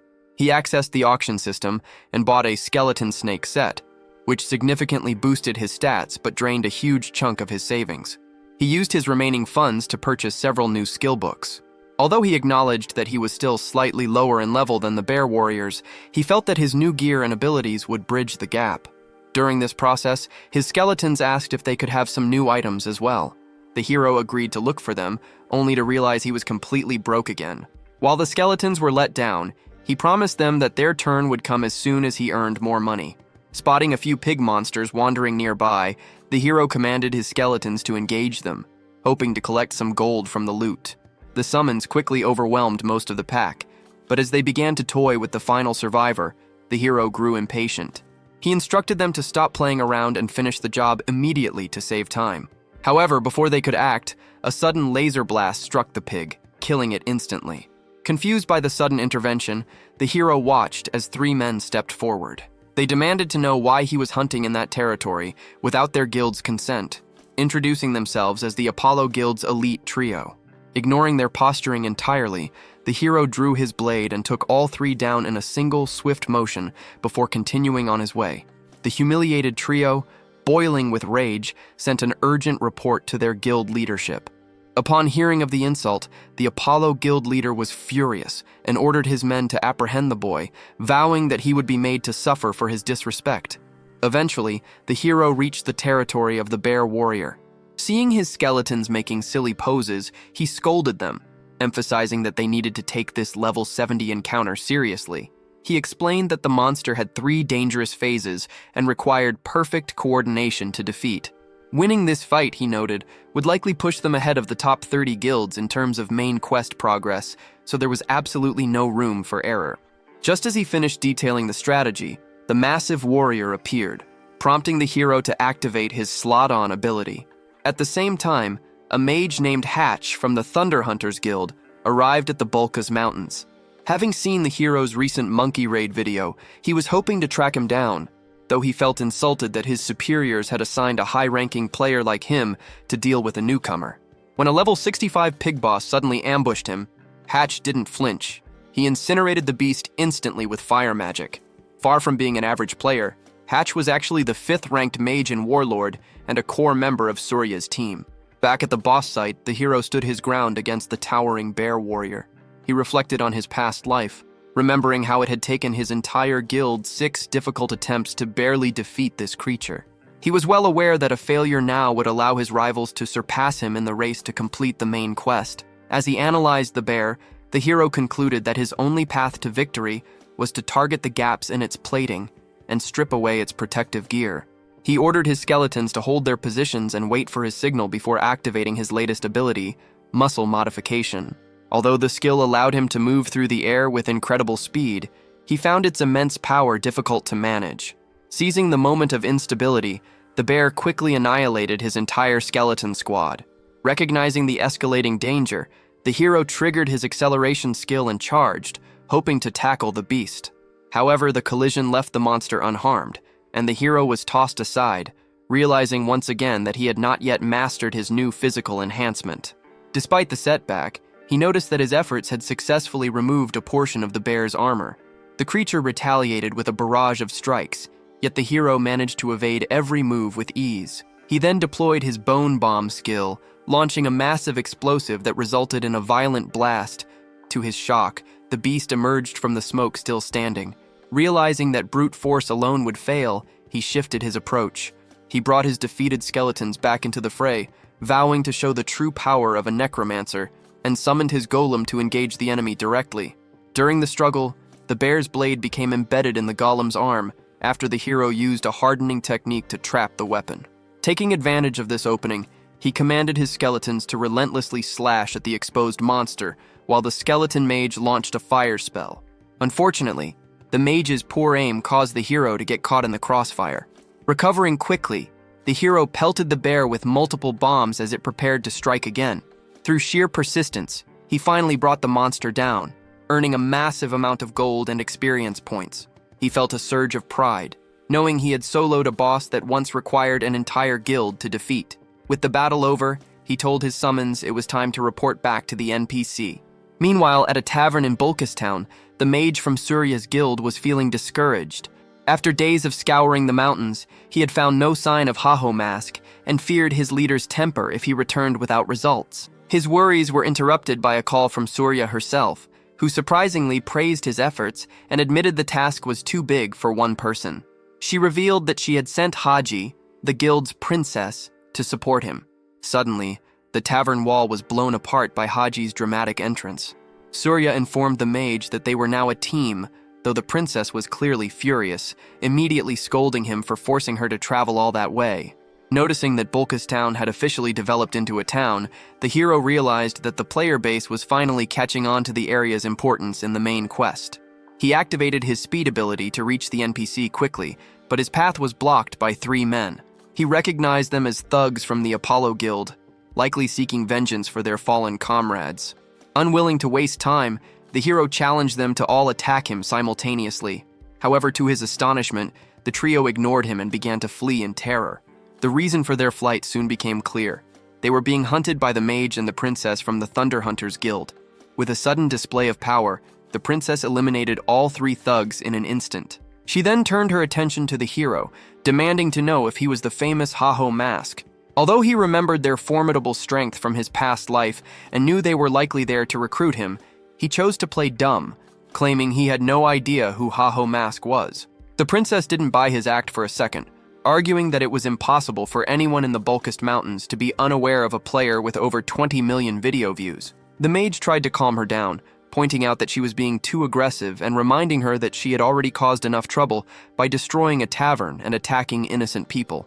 He expressed concern about how their behavior would reflect on such a prestigious guild. Yielding to the mage's request, the princess offered a hollow apology and retreated. However, just as the mage was offering his own apologies, the princess suddenly lunged forward and punched the hero in the face, sending him crashing backward. When the shocked mage demanded an explanation for the unprovoked attack, she simply remarked that she had expected him to dodge. Standing back up, the hero warned them that he intended to file an official complaint against their guild for attacking an unarmed player. Panicked by the potential scandal, the mage offered 1,000 gold as compensation to settle the matter quietly. The hero accepted the payment, and the mage quickly dragged the troublesome princess away. As they left, the mage scolded her for constantly tarnishing their guild's reputation, while she mused to herself that the boy had actually attempted to dodge her strike, which she found quite surprising. Eventually, the hero reached the NPC and presented a fragment of the bear warrior's armor. After examining the trophy, the ranger noted that something very strange was definitely occurring in the mountains. He expressed his gratitude to the hero, admitting that many lives were likely saved because he had successfully completed the dangerous mission. The NPC opened a container filled with maps and invited the hero to pick one as a reward for his hard work. These documents were highly valuable, as the ranger had created them while scouting the Bulkas Mountains, marking every monster den he found. The hero was impressed, knowing that these maps could lead him to dungeons filled with high-quality equipment and rare treasures. However, before he could make a choice, the NPC asked for one final favor. He mentioned that armored creatures were now appearing past the mountain range and requested an investigation of that territory as well. The hero accepted the mission but was taken aback when he learned that his next stop would be the Peryong forest. As he left, he realized that since the forest was a level 90 zone, he would have to grind for experience along the way, specifically by taking down level 75 enemies in Sora Canyon. Despite the challenge, he felt capable of success after his victory over the bear warrior. In another part of the region, the mage called Surya to complain that working with the princess had become impossible. He expressed his desire to stay focused on the mission, but noted that the Red Bulls had reportedly taken control of Sora Canyon. He suggested that if the rumors were true, they should shift their entire focus to the main storyline. Surya agreed, telling them to stop searching for Haho Mask and return to base. After hanging up, she mused that powerful individuals eventually meet regardless of their efforts to hide, and she wondered just how long the boy could continue to avoid her. By defeating a level 75 goat monster, the hero reached level 62 and felt that a bit more training would make him ready for the Peryong forest. His progress was interrupted when a mob of enthusiastic fans surrounded him in town. He fled, confused by the sudden attention, unaware that his bear warrior footage had become a viral hit. Realizing that the crowd would make regular hunting impossible, he told his skeletons that they needed to change course and head deep into Sora Canyon. Upon arriving at the canyon entrance, the hero was startled to find the leader of the Red Bulls waiting there. The leader recognized him from their encounter in the starting village and praised his incredibly fast growth, noting how impressive it was for a new player to reach the canyon in only a few months. When the hero questioned why a top-tier ranker was hanging around a relatively low-level area, the leader explained that his guild had officially claimed the territory the previous day to set up a base for the main quest.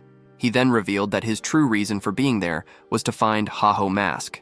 To the hero's surprise, the leader explained that after seeing the Bear Warrior video, he was certain the mysterious player had to be somewhere in the vicinity. As the leader continued talking, the hero suddenly bolted away, firmly maintaining that he had no clue who Haho Mask was. He was becoming increasingly frustrated by the constant pursuit, which made it nearly impossible for him to focus on his progression. While considering a change in location, he recalled the map provided by the NPC and felt certain it marked some dungeon entrances. To his relief, a quick check revealed a rare dungeon located near a local waterfall. He rushed to the site and plunged into the water, aware that the gateway was hidden beneath the surface. With a system alert warning him that he had only 20 seconds of air to find the entrance, he searched frantically and managed to slip inside just as time was running out. Finding himself in a brand new area, the hero felt a sense of peace, realizing there were no other players around to disturb his hunt. He began to explore the surroundings, curious about the types of enemies he might encounter in such a rare location. He initially felt a bit let down when he spotted a small slime, as it seemed like a low-level creature. However, his disappointment vanished when he noticed a flame flickering within its translucent body, identifying it as an elemental monster. These creatures are legendary in Warlord because their drops are vital for making elemental equipment. Realizing he had found a gold mine, he prepared his skeletons for battle. Before his summons could close in, a level 70 salamander emerged and launched a fire attack, which the hero dodged with ease. To handle the increased difficulty, he activated the Madness Helm mode on one of his skeletons and used an orc skull to enhance it further. The summon transformed into a formidable skeleton knight, and upon receiving orders, immediately leaped forward to slice through both the slime and the salamander. When 3 more salamanders appeared, the upgraded knight dispatched them just as quickly. The hero was impressed that a single enhanced skeleton could now handle high-level combat on its own. Furthermore, the valuable essence dropped by the salamanders easily paid for the cost of the upgrades. He decided to continue this routine until his entire squad was fully upgraded, commanding his team to keep pushing forward to find the dungeon boss so they could move on to Peryong Forest. However, after an hour of searching, the boss was still missing. Instead, he stumbled upon an instance dungeon. This made him feel uneasy, as the contents of such dungeons are unpredictable, and entering one is a point of no return. He knew that if he failed the challenge inside, he would be penalized with a 2-day lockout from the game. The hero was well aware that a 2-day lockout would provide the Red Bulls or the Thunder Hunters with more than enough time to seize the lead in the main quest. Despite the risk, he felt he had no other choice and, trusting his luck, entered the instance dungeon. Inside, he found a room lined with knight statues, each bearing distinct blade marks. While he was trying to make sense of his surroundings, he spotted the boss knight sitting on a throne. Sensing the immediate danger, he commanded his skeletons to form a defensive wall, but the boss moved with such blinding speed that it annihilated his entire squad before they could react. The hero was stunned to encounter a spirit knight, a monster famous for possessing some of the most advanced combat AI in the game. He vividly remembered a disastrous encounter from his past life at this very level, where the creature had wiped out his entire guild and forced them to retreat. This time, however, he was determined to stand his ground. He brought his skeletons back into the fray and launched an attack alongside his senior skeleton. The Spirit Knight parried both of them with ease. Even when one of the summons managed to plunge a sword into the knight's back, it seemed to take no damage at all. Instead, the boss released a massive shockwave that destroyed the skeleton and sent the hero and his remaining companion flying backward. It became clear to the hero that his standard summons and even his golem were ineffective against such a foe. Drawing on the memories of his most desperate past battles, he forced himself to engage the knight alone. He launched a series of rapid strikes, but the knight suddenly accelerated, inflicting severe wounds on him. During the intense exchange, the hero managed to parry one of the boss's blows. This split-second opening allowed the senior skeleton to charge in and successfully sever the Spirit Knight's arm. At the same time, the leader of the Red Bulls was strolling through Syra Canyon Village with his girlfriend. He noted that the settlement was thriving even more than he had anticipated, which his girlfriend attributed to his leadership. She also mentioned that they had established a reliable supply chain, ensuring they wouldn't run out of resources. Their conversation eventually shifted back to Ha-Ho Mask. Although his girlfriend dismissed the boy as a typical hunter who only targeted weak prey, the leader disagreed. He argued that while the monsters might be low level, the boy's combat methods were extraordinary. He concluded that in a game where players experience real pain, only two types of people are brave enough to challenge enemies more powerful than themselves. According to the leader, there are only two kinds of people brave enough to take such risks: the reckless and the natural-born warriors.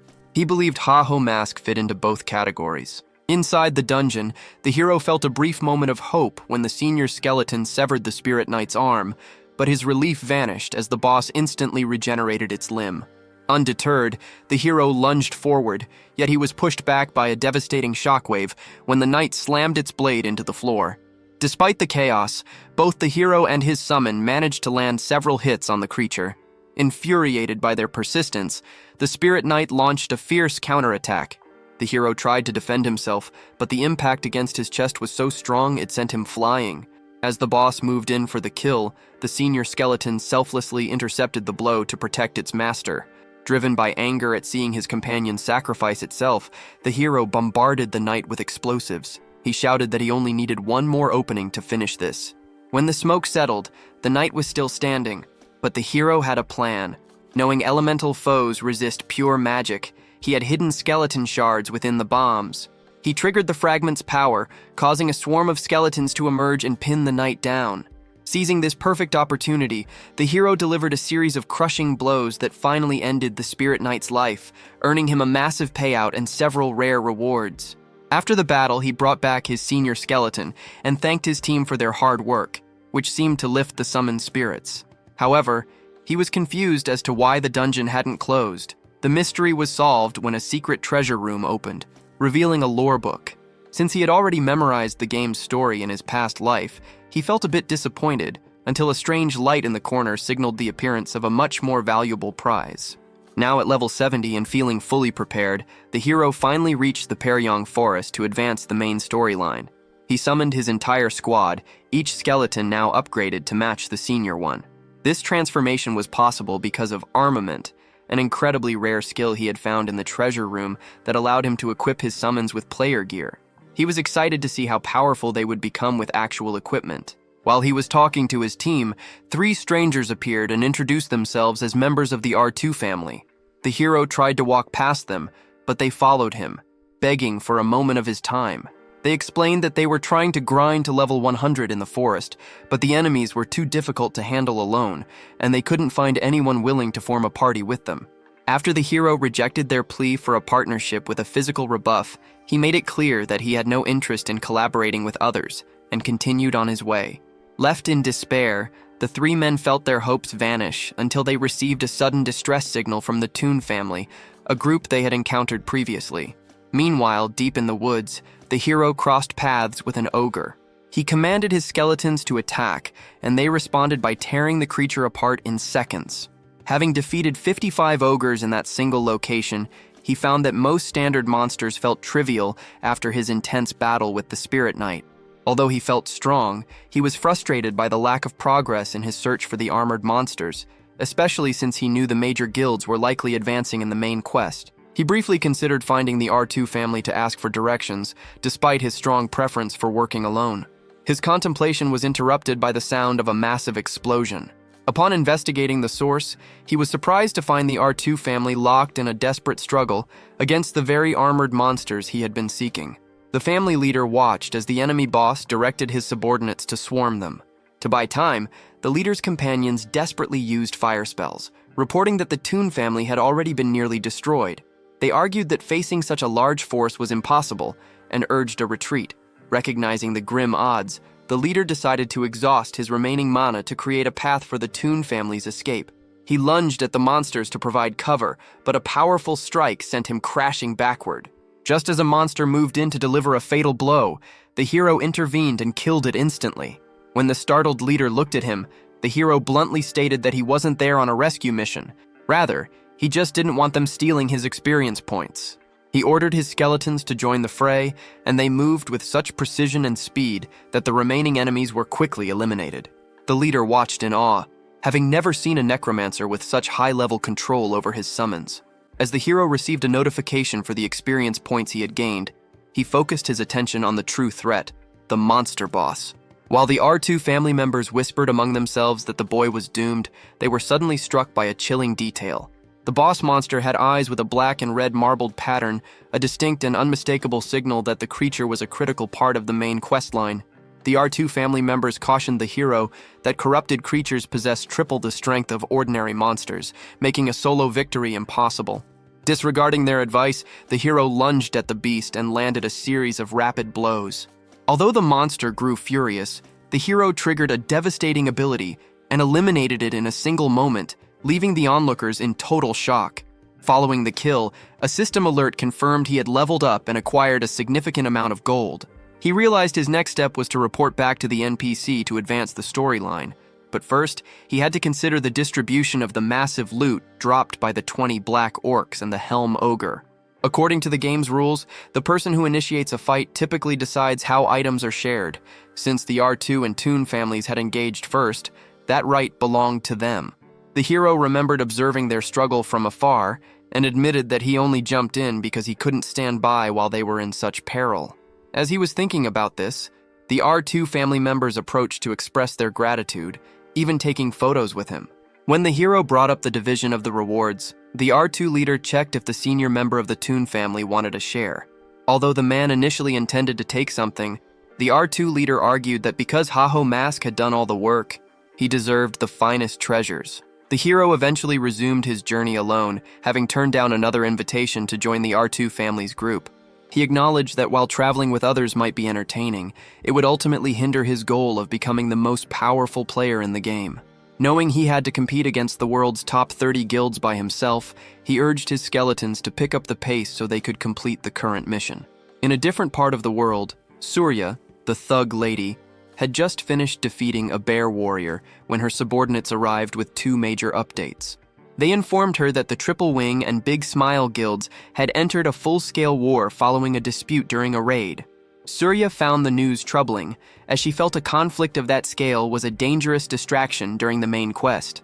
However, her focus shifted when the mage revealed that Haho Mask had successfully taken down the Helm Ogre. Startled by his progress, she realized they had to move much faster, and commanded her team to meet with the NPC Ma Wung to secure their next set of missions. The hero had a new encounter with his superior, Himbri, at Bangsu Castle. The boss was highly impressed by the hero's perfect performance and revealed that the NPC had authorized the gift of a secret order ring as a reward. This made the hero feel quite self-conscious, as his progress had been remarkably easy lately. He remembered the NPC's earlier instructions about joining the secret order and knew that the ring was a rare prize that offered massive attribute bonuses. When the NPC first explained that his own boss was actually a high-ranking member capable of granting the official emblem, the hero had been caught off guard.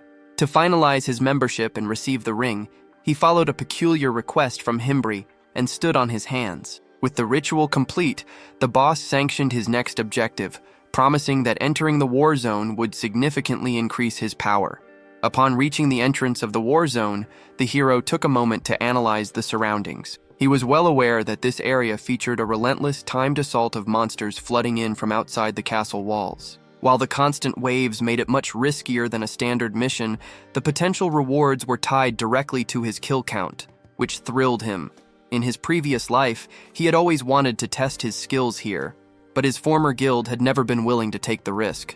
Unbeknownst to him, a girl was hiding nearby, monitoring his every move and informing her superior that she had successfully located him. At the same time, the leader of the Apollo Guild was furious with a subordinate who had failed to seize the hero. The man defended himself by explaining that the Thunder Hunters had unexpectedly stepped in to protect the boy. This led the leader to suspect a secret alliance between the hero and the Thunder Hunters. Seeking another way to get revenge, he contacted a senior member of the Big Smile Guild and asked them to handle the hero. Initially, the Big Smile representative was reluctant, arguing that his large guild shouldn't waste time on such a minor dispute. However, the Apollo leader quickly turned to blackmail, threatening to withdraw all financial support and sponsorship. Terrified of the economic fallout, the Big Smile Senior had no choice but to accept the dirty work, though he worried about the damage this would do to his guild's public image. He found a potential solution when the girl who had been stalking the hero volunteered to help. As she was only a reserve member, the senior realized he could eliminate the hero without officially tarnishing the guild's reputation. Confident in her plan, the girl vowed to do whatever it took to take the boy down. All the participants, including the hero, assembled in front of the battlefield entrance as the castle captain began to outline the regulations. He warned everyone that once the gates opened, they would enter a dangerous, lawless territory infested with monsters. For the next 14 hours, the gates would be locked, and prizes would be handed out according to the number of enemies each person eliminated. Furthermore, the captain revealed that specific missions were available. The hero, for instance, was tasked with taking down a blue giant in exchange for a unique skill book. Having only seen a handful of such high-ranking items in his previous life, the hero was stunned by the reward. His excitement caught the attention of those nearby, who immediately began to feel envious of the potential prize. As soon as the gates swung open, the hero triggered his speed ability and bolted onto the field, hoping to clear the monsters before his rivals arrived. This move frustrated the other players, who prepared to hunt him down. At that moment, the assistant girl from the Big Smile Guild stepped in and proposed that they form a team under her leadership. When a man mockingly questioned her strength because of her newbie status, she silenced him by knocking him aside with a single devastating blow. She made it clear that while everyone wanted that skill book, they would only get their hands on it if they followed her lead and helped her defeat the hero first. Convinced by her display of power, the group agreed to her command and marched onto the battlefield. Watching from a distance, the hero realized that a group had been formed specifically to sabotage him. He was annoyed that these thugs were interfering with his hunting plans, but he wasn't particularly worried, as he had already devised a countermeasure. Meanwhile, the girl was feeling incredibly proud of herself for gathering such a large force. She fantasized about being officially invited into the Big Smile Guild as a hero, imagining a future where her superiors praised her and her subordinates treated her like royalty. Her daydream was cut short by the sound of a massive horde of monsters charging toward them. Shocked by the sheer number of enemies, she desperately ordered her team to stand their ground and engage the creatures one by one. The group panicked, having never encountered waves of this size before. It was then that she spotted the hero in a corner, calmly beating a drum. She realized he was the one intentionally luring the monsters toward her team. As the thugs were swallowed up by the horde, they begged for a chance to retreat. The girl could only watch in frustration as her carefully crafted plan fell apart in the middle of the chaos. Despite the surrounding chaos, the girl commanded her team to stand firm, arguing that the monster wave would vanish once the hero was defeated. Deciding to take matters into her own hands, she lunged at him and landed a blow that pushed him back. The hero, however, was completely unharmed and admitted he didn't recognize her, asking if they had met before. She brushed his question aside, claiming her only goal was to eliminate the competition for the unique skill book. When the hero attempted a sword strike, she parried it with ease, leading him to notice that she didn't actually seem interested in the prize. During their exchange, the hero tossed a bomb her way, but she dodged it effortlessly. Suspicious of her motives, he questioned her about her affiliation again, but she told him he would have to find out for himself. She then triggered her slot-on ability, equipping powerful armor that significantly boosted her stats. The hero realized that while killing her would stop the threat, it would also prevent him from discovering who sent her. Still, he couldn't afford to be careless against such a dangerous opponent. When she noticed his skeletons nearby, he assured her they wouldn't get involved, as he had ordered them to stay back. She launched a full-scale assault, and although he blocked her initial strike, she followed up with a series of blows that actually caused him pain. She shouted that he had to die for showing disrespect to her leader, Hibibin.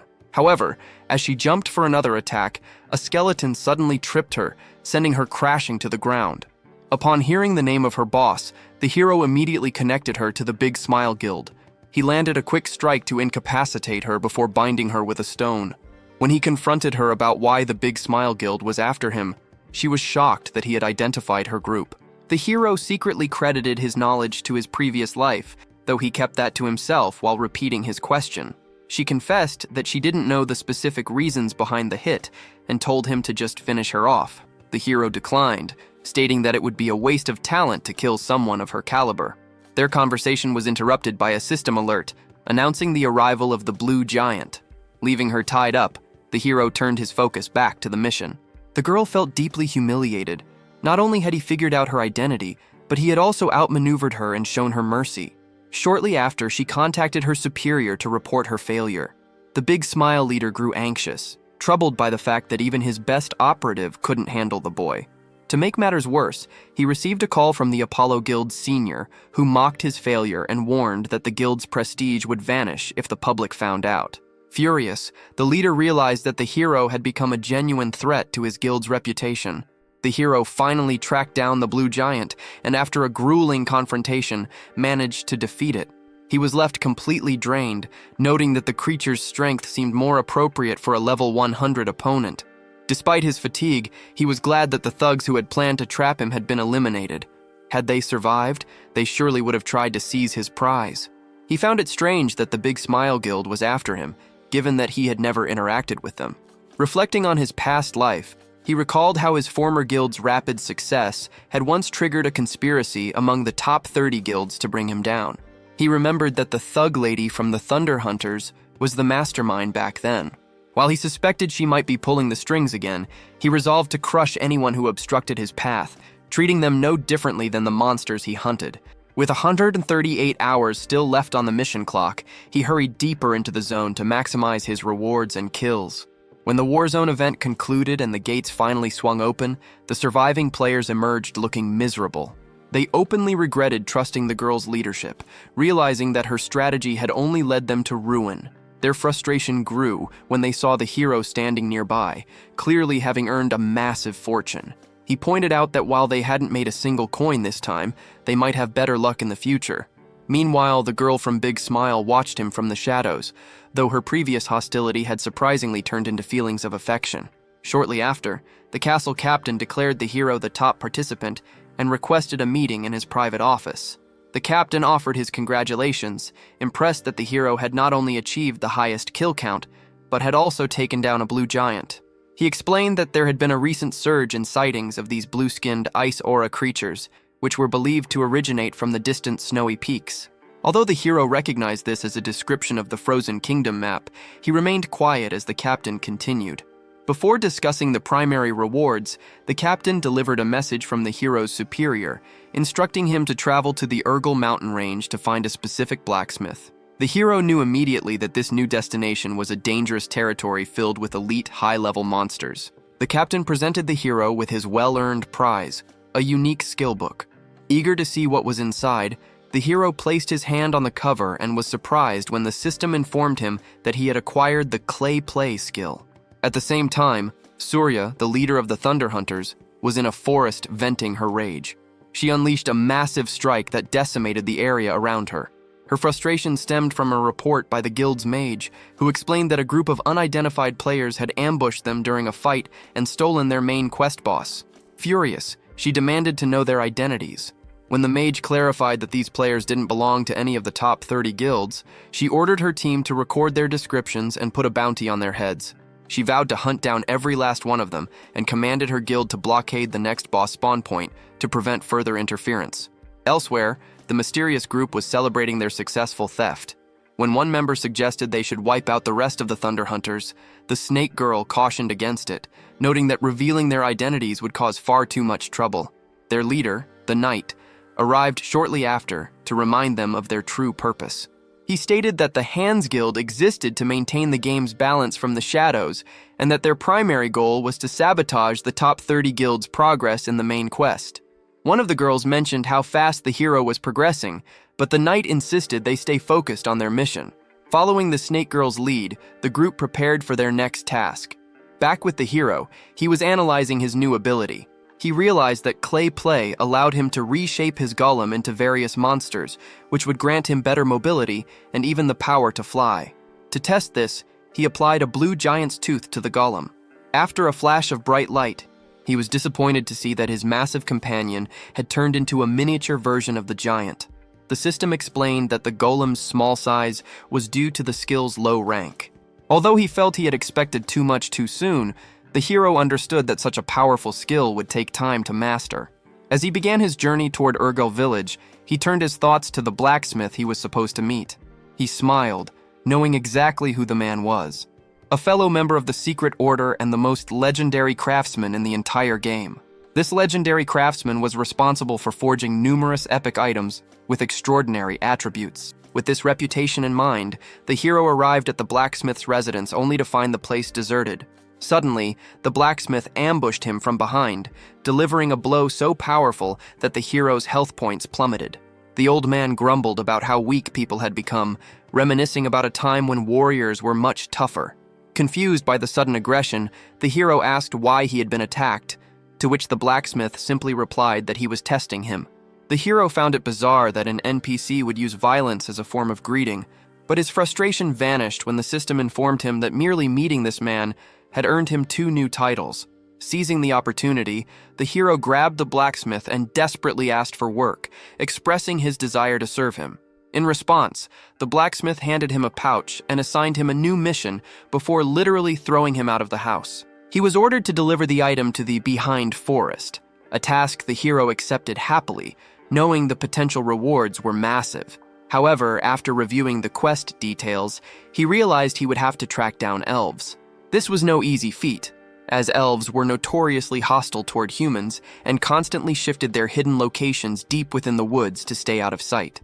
To solve this problem, the hero came up with a plan. He began beating a drum in the middle of town to publicly offer money for information regarding the forest. Despite the embarrassment of the spectacle, he felt it was his only choice. His public display was interrupted by the sudden appearance of Pitbull Singh, a formidable player ranked in the top 100. As the crowd gossiped about whether a duel was about to break out, the hero felt a wave of anxiety. He remembered defeating this man in his previous life, but he knew that at his current level, he was significantly outmatched. The hero grew annoyed as he overheard people commenting on how weak he looked compared to the ranker. However, Singh approached him calmly, stating he had information about the forest and was willing to share it. When the hero inquired about the cost, the man shockingly replied that he wanted to make a confession of love. This sparked a massive misunderstanding among the spectators, forcing both men to flee into the woods to escape the growing chaos. Once they were deep in the forest and the hero was catching his breath, he angrily blamed the ranker for the mess. He pointed out that the entire town was now chasing them because of that ridiculous statement, and firmly told the man that he intended to reject his confession. Stunned, Singh quickly clarified the situation. A few months prior, he had encountered an elf girl while hunting and had fallen in love at first sight, only for her to vanish before he could speak to her. Ever since that initial meeting, the man had spent months in the same area, obsessively collecting every detail he could from local inhabitants and nearby NPCs. Despite visiting every location where elves had reportedly been spotted, he never managed to cross paths with her again. He was on the verge of losing hope when he noticed the hero searching for information about elves, which prompted him to seek the hero's assistance in his search.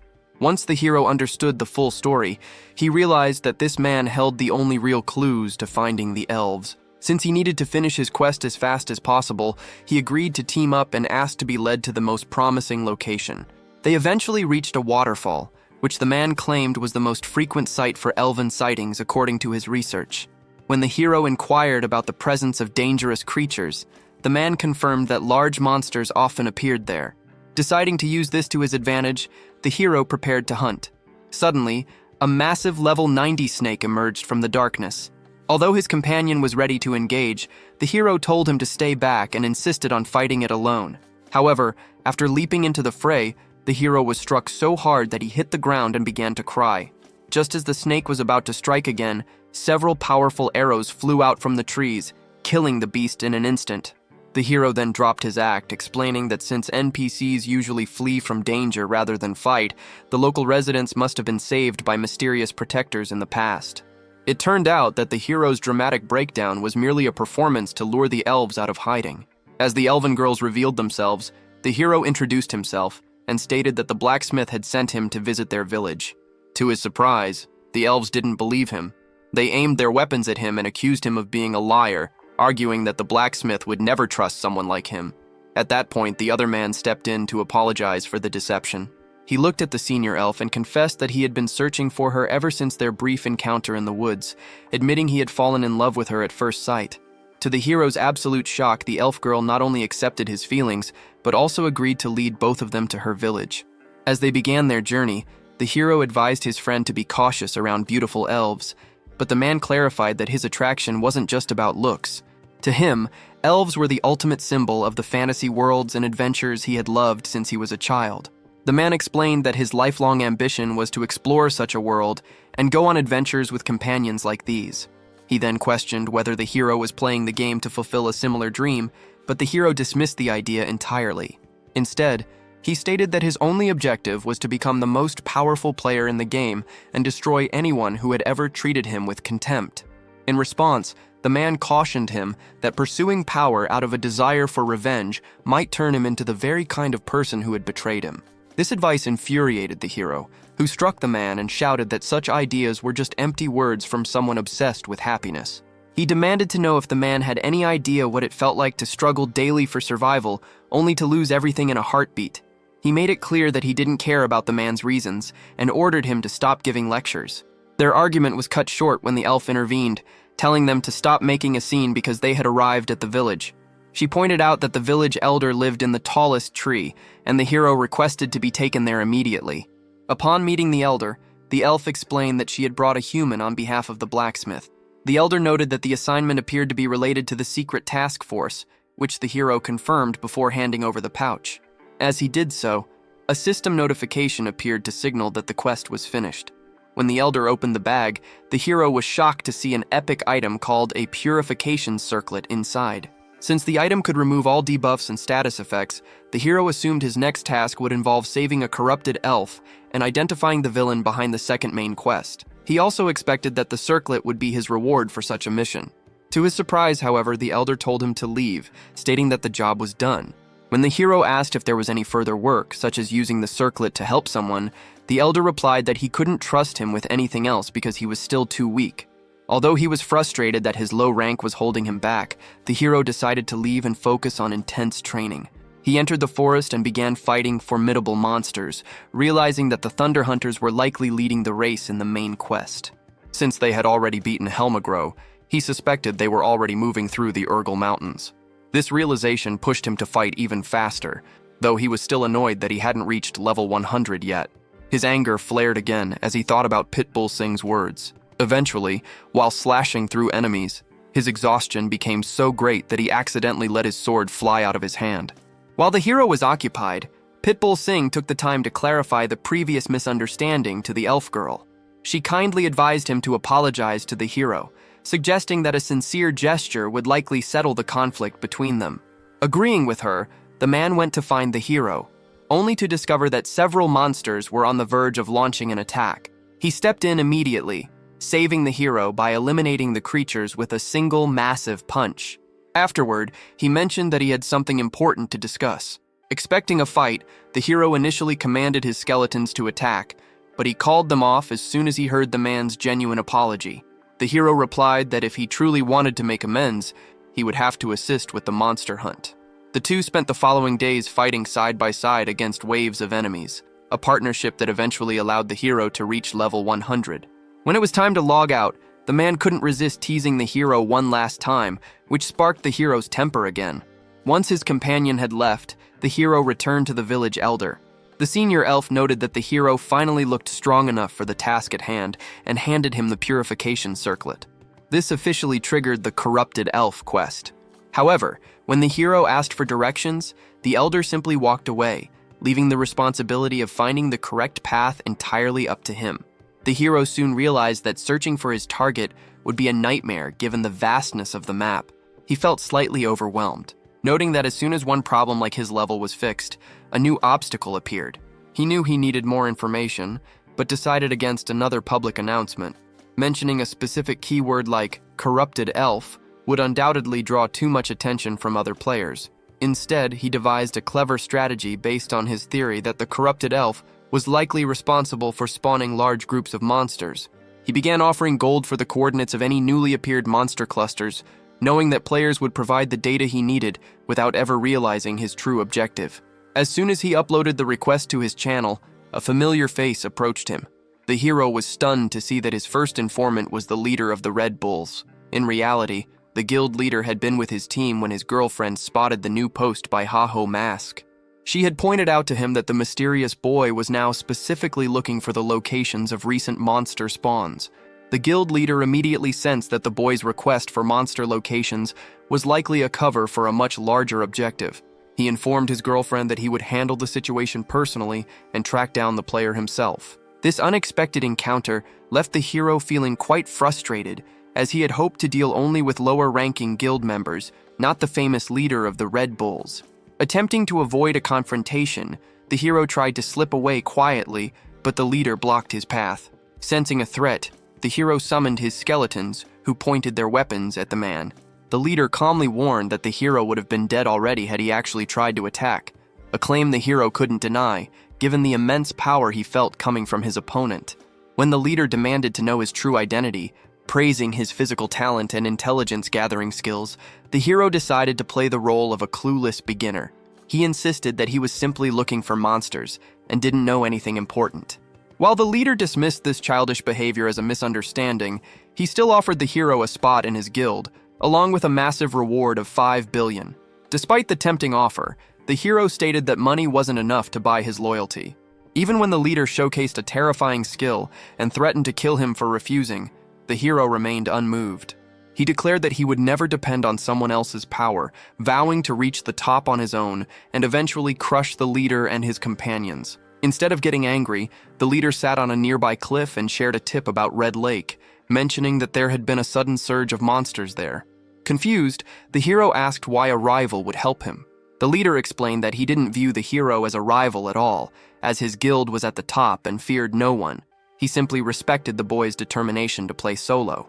As the leader prepared to leave, the hero correctly guessed that the Red Bulls were following the dwarf route toward Salt Mountain to avoid elven lands. Although the leader mocked him for the comment, the hero chose to escape rather than fight. Watching him go, the leader told his team that the boy wasn't anything special, yet he remained curious to see how far he would get. Eventually, the hero arrived at Red Lake with his summons. Still bothered by the leader's words, his mood softened when he saw his skeletons playing in the water, a scene that reminded him of the days he spent there with his old teammates. In the past, the hero had been much more rigid, urging his companions to concentrate strictly on slaying monsters to maximize their level gains. Recalling those days, he instructed his skeletons to take up a defensive formation. His orders were interrupted when he spotted a small party consisting of a warrior, a priest, and 2 mages approaching. Although he initially prepared his skeletons for an immediate assault, he paused when the group suddenly sat down before him in a gesture of submission. The hero was puzzled as they desperately pleaded for his assistance in hunting a corrupted gray cockatrice. When questioned about why they couldn't handle the beast alone, the group identified themselves as the second raid team of Golden Brother. While their guild was respected as a rising star among the top contenders, they admitted they were treated like outcasts within the organization. The hero, uninterested in their personal drama, told them to stop wasting time and get straight to the point. They explained that failing this hunt would result in their expulsion from the guild and offered him 20,000 gold. The hero initially turned them down, finding the payment insufficient, but he changed his mind and agreed to help once they promised to hand over every single byproduct from the monster. Unbeknownst to the hero, the group was hiding a darker motive rooted in a past mistake. They had previously been caught by the Apollo Guild leader after taking out an unpaid loan. To clear their debt, the leader had given them a single ultimatum. They had to eliminate the player, known as Haho Mask. Despite their fear of his skills, the leader had provided them with high-end gear and warned that failure would condemn them to a lifetime of forced labor in the slave mines. Driven by desperation, they had planned to wait until the hero was distracted by a powerful foe to strike him down together. The opportunity arrived when the level 1 to 20 corrupted gray cockatrice emerged. The hero informed the team that his role would be to strip the creature's defenses, leaving the final kill to them. He lunged at the beast, effortlessly dodging a barrage of sharp feathers. With incredible speed, he repeatedly struck the cockatrice, tearing away its protective plating until only the helmet remained. Just as he leaped toward the monster's head to deliver the final blow to its armor, the group betrayed him, launching a coordinated fire attack directly at his back. The coordinated magical strike instantly brought down the corrupted gray cockatrice. While the group initially felt a wave of relief, believing they had successfully killed the hero, they were horrified to see him standing unharmed. He calmly explained that he had seen their betrayal coming. It was obvious that a desperate, struggling team shouldn't possess such high-end gear. Without missing a beat, he summoned his skeletons and triggered his combat abilities, leaping toward the traitors and vowing to make them pay for their actions. The thugs tried to fight back, but their panic intensified when they realized the cockatrice had also stood back up. During the skirmish, a system alert informed the hero that the corrupted elf had appeared in the vicinity. Seeing her attempt to flee, he ordered both his skeletons and the treacherous players to keep the cockatrice busy while he was gone. He viewed this as a golden opportunity to finish the quest early and secure his lead in the main storyline. Even after activating his speed enhancement, he struggled to catch up to her. He resorted to throwing several bombs, but she evaded every explosion with ease. With time running out, the hero used a risky tactic by detonating a bomb under his own feet to launch himself forward. Just as he reached her, he was stunned to see the elf strike herself and fall. He quickly placed the purification circlet on her, allowing her to regain her sanity just long enough to hand him a letter. As soon as the quest completion notification appeared, the elf vanished. The hero realized that her disappearance was a requirement of the mission. She had to sacrifice her life once her purpose was fulfilled. He then returned to the battlefield, where the thugs were still barely holding on while the skeletons watched them struggle.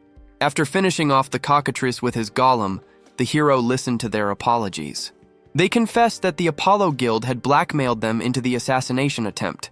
Though he was puzzled as to why that guild would go to such lengths, he knew he had to take control of the situation.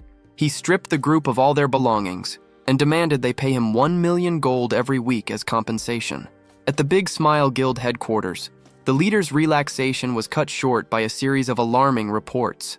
An informant arrived to announce that the Red Bulls Guild had officially declared war on them, claiming it was retaliation for the attack on Ha-Ho Mask. While the leader was still reeling from this news, another worker arrived to report that the rare equipment he had recently lent out had just been listed for sale on the public marketplace. To his fury, the seller was identified as Ha-Ho Mask himself. Meanwhile, as he traveled through the woods, the hero reflected on his final meeting with the Elf Village Elder. After turning in the purification circlet, the Elder had assigned him a new task: to investigate a secret location mentioned in the corrupted elf's keepsake.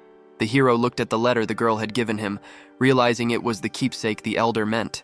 However, upon opening it, he found that the text was written in a strange code that defied normal understanding.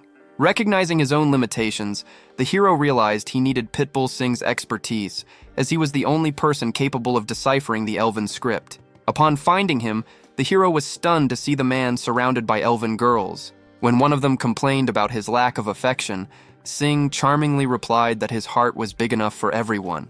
Annoyed by the spectacle, the hero demanded to know why he was playing with their emotions, but Singh explained that winning over the villagers was his only way to stay in the village, so he did whatever was necessary to keep them happy.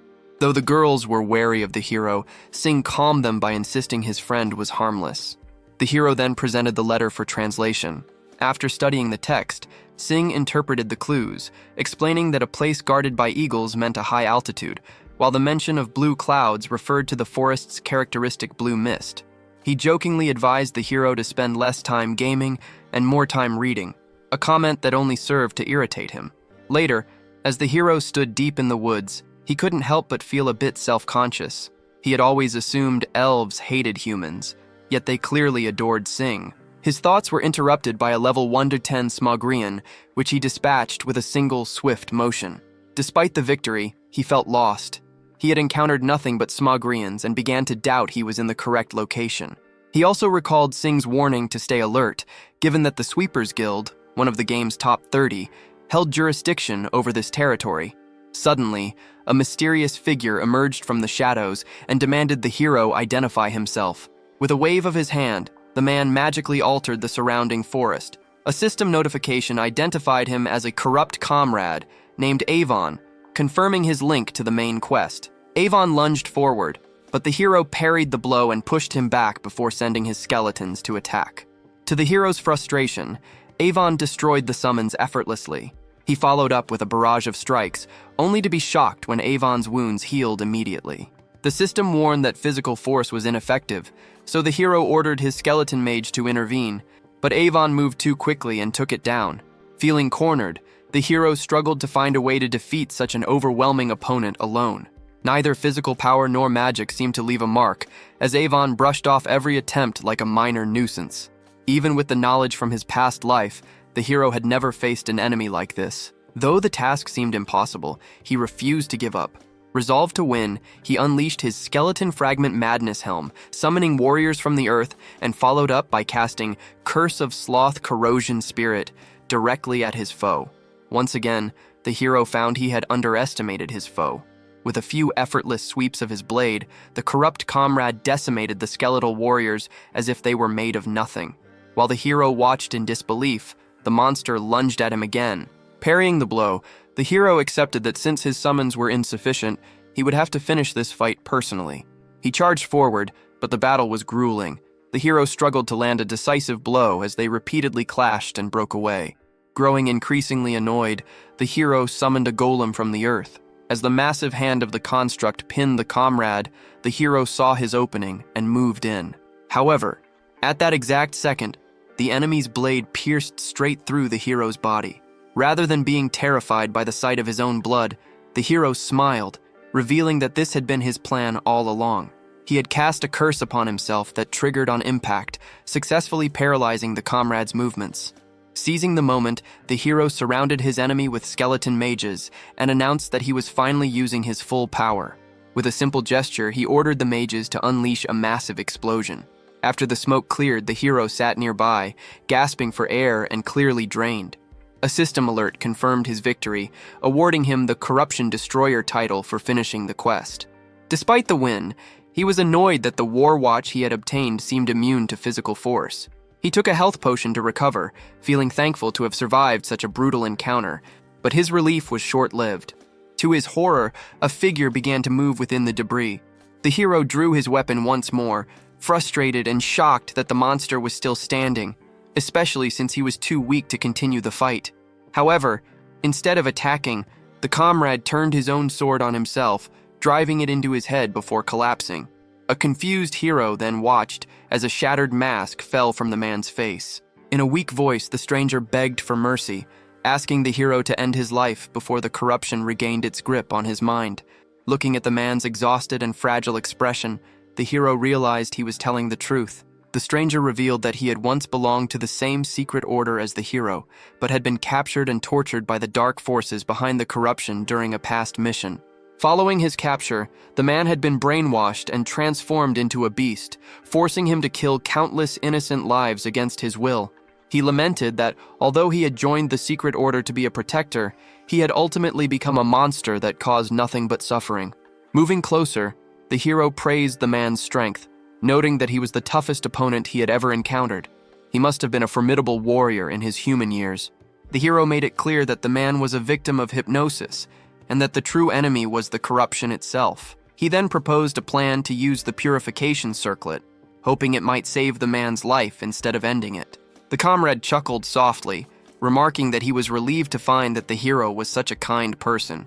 He suddenly took the hero's hand to say his final goodbye, and before any help could be given, his form dissolved into the air. All that remained was his sword. A system alert then popped up to inform the hero that he had finished a side quest titled Inheritance.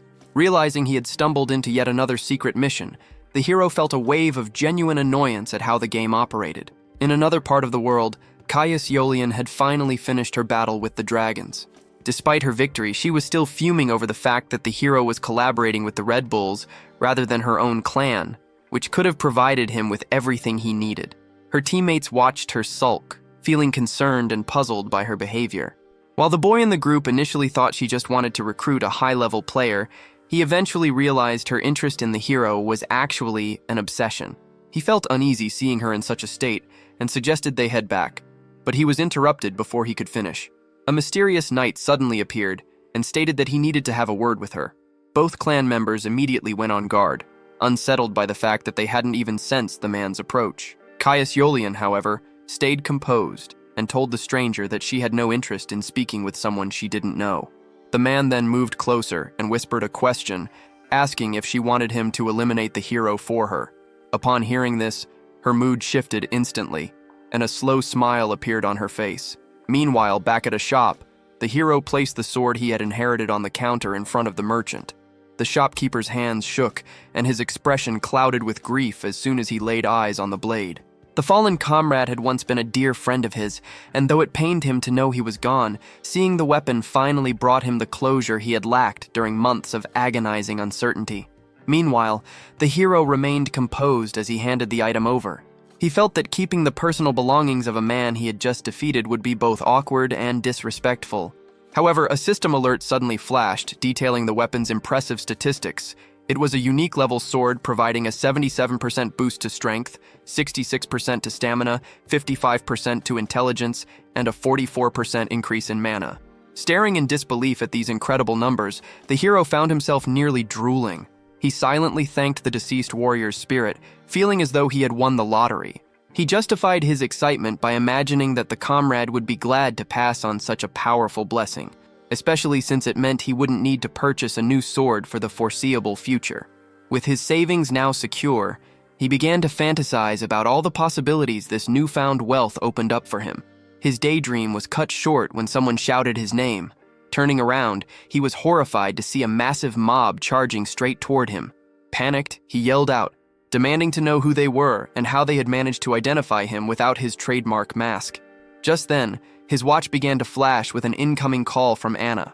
She urgently warned him that he was in grave danger because a 100 million gold bounty had been placed on his head on the dark web. The hero was stunned by the size of the price on his head and immediately suspected that Seolian was behind the hit. At that very moment, Seolian was in the middle of a conversation with Mark, the man who had volunteered to assassinate the hero. When she questioned his motives, Mark labeled the hero a rule breaker, an illegal pawn in a game of chess who refused to follow the established order. He argued that removing him was the only logical course of action and revealed that several guilds had already signed on. He suggested that if the Thunder Hunters joined them, they could easily eliminate the boy together. For a second, Mark believed the Queen's growing smile meant she was on board, but he was suddenly slammed into the ground. Stepping on him in a fit of rage, she revealed that she recognized him as one of the thieves who had stolen a boss from her previously. She declared her hatred for robbers and made it clear she would never collaborate with someone who had stolen from her. Realizing his plan had backfired spectacularly, Mark took a desperate swing with his sword and fled the scene as fast as he could. Caius Yolian prevented her clan members from pursuing Mark, reasoning that such a chase would be as futile as their previous attempts. Rather than wasting time, she commanded her team to notify every guild that Haho Mask was under her protection. She sent out a clear warning. Anyone who dared to harm him would face immediate death. Elsewhere, Mark continued his retreat, reporting the failed negotiations with the Thunder Hunters to his superior via a computer screen. He was so distraught that he even invited any punishment his boss deemed appropriate. When Mark suggested taking care of the hero personally, his supervisor declined, explaining that it would be a blunder to reveal Mark so early since he was their secret advantage. The supervisor believed the trap had already been laid, and that it was only a matter of time before the hero fell into it. Watching the massive mob swarm toward their target, he felt certain that the situation was entirely under his control. Back at the scene, the hero was growing increasingly annoyed by the endless waves of attackers. Anna, speaking with a voice full of panic, pointed out that the 100 million gold bounty had turned him into a walking jackpot, making it obvious why so many people were chasing him. She questioned who he could have possibly offended to cause such a disaster.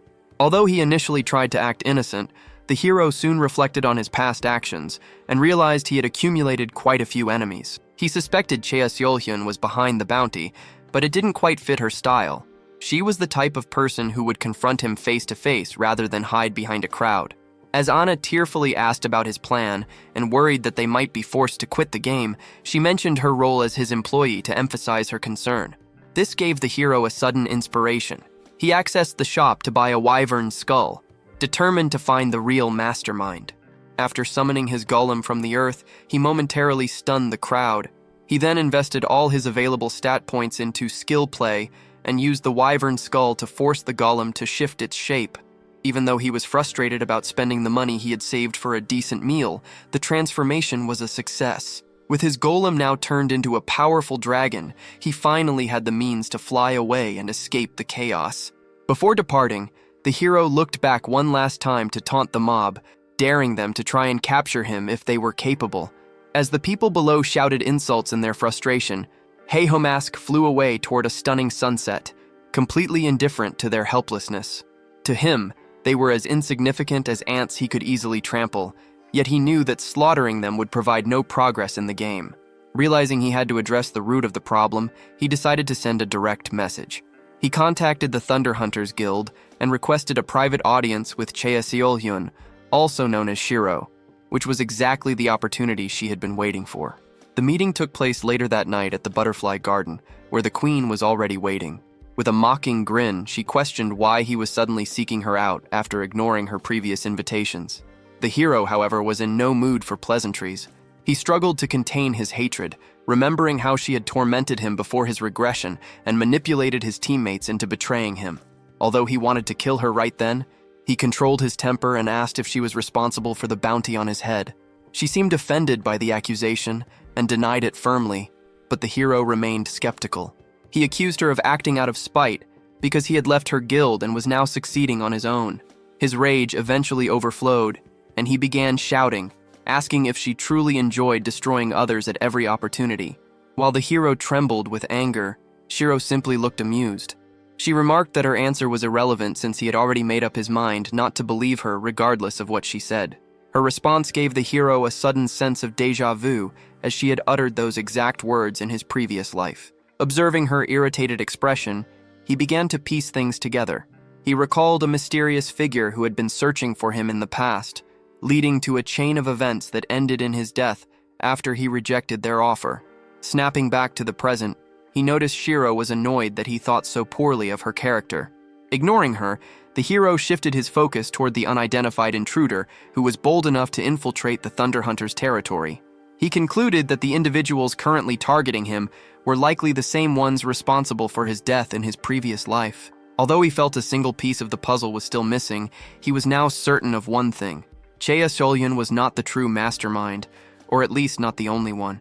As he prepared to depart, she once again invited him to join her guild. This time, however, the hero snapped, telling her she was becoming a nuisance and that she should learn to respect a refusal. She interrupted him, acknowledging his obvious dislike for her. She admitted that while she didn't understand the reason, she was accustomed to being hated without cause. Despite their tension, she offered him a sincere piece of advice, arguing that he couldn't possibly survive alone against someone wealthy enough to put a 100 million gold bounty on his head. She urged him to seek her protection, promising that she would never force him into anything against his will. This offer still failed to move him. He would prefer death over joining her, mainly because doing so in his past life resulted in his actual demise. When she told him not to be so stubborn, he simply ignored her, declaring his intention to become the most powerful player through his own efforts. The queen fell silent, stunned by his sheer willpower, while even the hero was surprised by how boldly he had spoken. Breaking the silence with a smile, the queen wished him luck but warned him to be ready, as she intended to be his fiercest rival.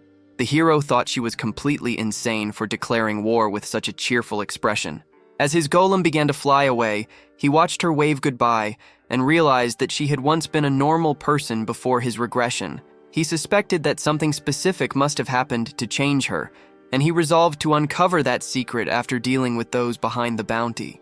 His thoughts were interrupted by Anna's frantic voice, informing him that wanted posters had spread everywhere, offering 100 million gold for his head. When she jokingly asked if he had somehow found a wealthy sponsor, he replied that it wasn't a sponsor, but rather a crazy woman who was obsessed with him. Meanwhile, at Massandra Castle, a group of thugs was busy bullying a young injured girl. As she trembled and begged for her life, they continued to kick and punch her until a silver-haired boy intervened. He stopped the assault and asked the girl if she was the quest target. Terrified and confused, the girl identified herself as Git and said she had no idea what he was talking about. In that instant, the hero realized he had reached this event before it was originally supposed to take place. He approached the girl and asked her to accompany him for a moment, which immediately provoked one of the thugs. The man charged at him, unaware that he was facing a master combatant. With a solitary punch, the hero neutralized the entire group. Git watched in awe, recognizing that her savior was far from ordinary. Despite his internal admission that he wasn't truly a virtuous person, the hero introduced himself as merely a concerned citizen who happened to be passing by. Git bowed deeply in gratitude, thanking him for saving her life. Still shaking from the ordeal, she confessed that she had nearly abandoned her mission and would have surrendered it entirely if he hadn't intervened. While she wept and apologized repeatedly, the hero remained indifferent to her distress. He moved straight to the point, asking if the mission in question was the Ruins Dungeon Exploration quest, which offered the Dispel Block field as a prize for clearing the Misandra ruins. Surprised, she confirmed he was correct and began to ask how he knew such details, but he silenced her and demanded she hand over the quest. In that moment, Git realized that her rescuer's methods were just as ruthless as those of the bullies. Shortly after, they reached the ruins, and a system alert confirmed their entry into the dungeon. The mission came with a strict condition. The quest would fail if any party member died or exited the area. Upon reading this, the hero was filled with rage, realizing he was now tethered to a cowardly partner. This was a significant setback for his plan to clear the quest efficiently. When Git started crying again and begged him to leave her behind so she could return home, the hero finally snapped. He shouted at her to stop sobbing and pull herself together. As he ordered her to start using her abilities, she admitted through her tears that she was pathetic and didn't know how to handle the situation. She explained that luck was never on her side. She was so weak that she constantly made mistakes during raids, earning only the scorn of her teammates. Even when attempting to hunt alone, she managed to die every single time. Having eventually given up on serious play, she had spent her time wandering and completing minor NPC tasks just to stay safe. It was during this period of aimless drifting that she had accidentally triggered the hidden conditions required to unlock the ruins. The realization that the quest granted a title moved Git to tears of joy, as it was the first time she felt the game truly recognized her as a legitimate player despite her weakness. When she asked the hero if he thought she enjoyed losing something so valuable, she admitted that her only reason for surrendering was the impossibility of defeating him. As the hero finally released her, Git continued to sob. He told her bluntly that while she was free to spend her life running away, he intended to conquer the dungeon with or without her. However, he paused before walking away to offer a final thought. He told her that a history of weakness didn't have to define her future, and that she still had the power to change her path. These words resonated deeply with her. After he left, Git briefly considered quitting the game forever, but the fear of what the hero might do if she ruined the mission forced her to follow him inside. No sooner had she entered than a massive insect appeared, causing her to scream and bolt toward the hero in a panic. Realizing they were being swarmed by giant bees, the hero shoved her out of the way and began systematically cutting them down. An hour of intense combat left them both drained on the floor. The hero immediately began shouting at her, certain that she was sabotaging the mission intentionally. Through her trembling apologies, he ordered her to stay put and stay out of his sight while he took on the boss alone. It was then that Git noticed they had reached the giant ant den, a notoriously brutal area. The hero explained that the room was filled with respawning spiderlings that exploded on contact, and the boss itself possessed a metal-hard shell. He insisted that as long as she remained completely still and didn't trigger any traps, he could manage the fight. Git watched in awe as the hero charged the boss, navigating the room with such precision that not a single explosion occurred.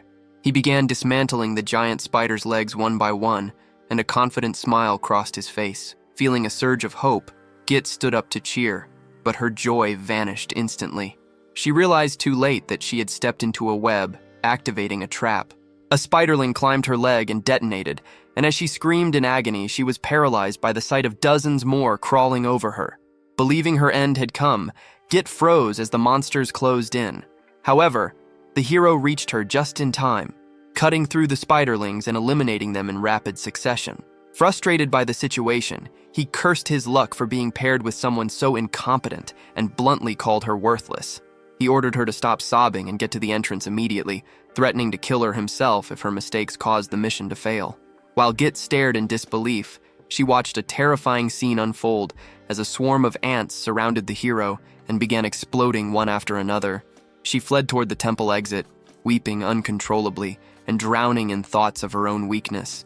She felt she had never achieved anything and had spent her life as a victim of bullies who took whatever they pleased. Overwhelmed by despair, she collapsed to the ground, but a memory of the hero's advice about defying one's destiny suddenly sparked something within her.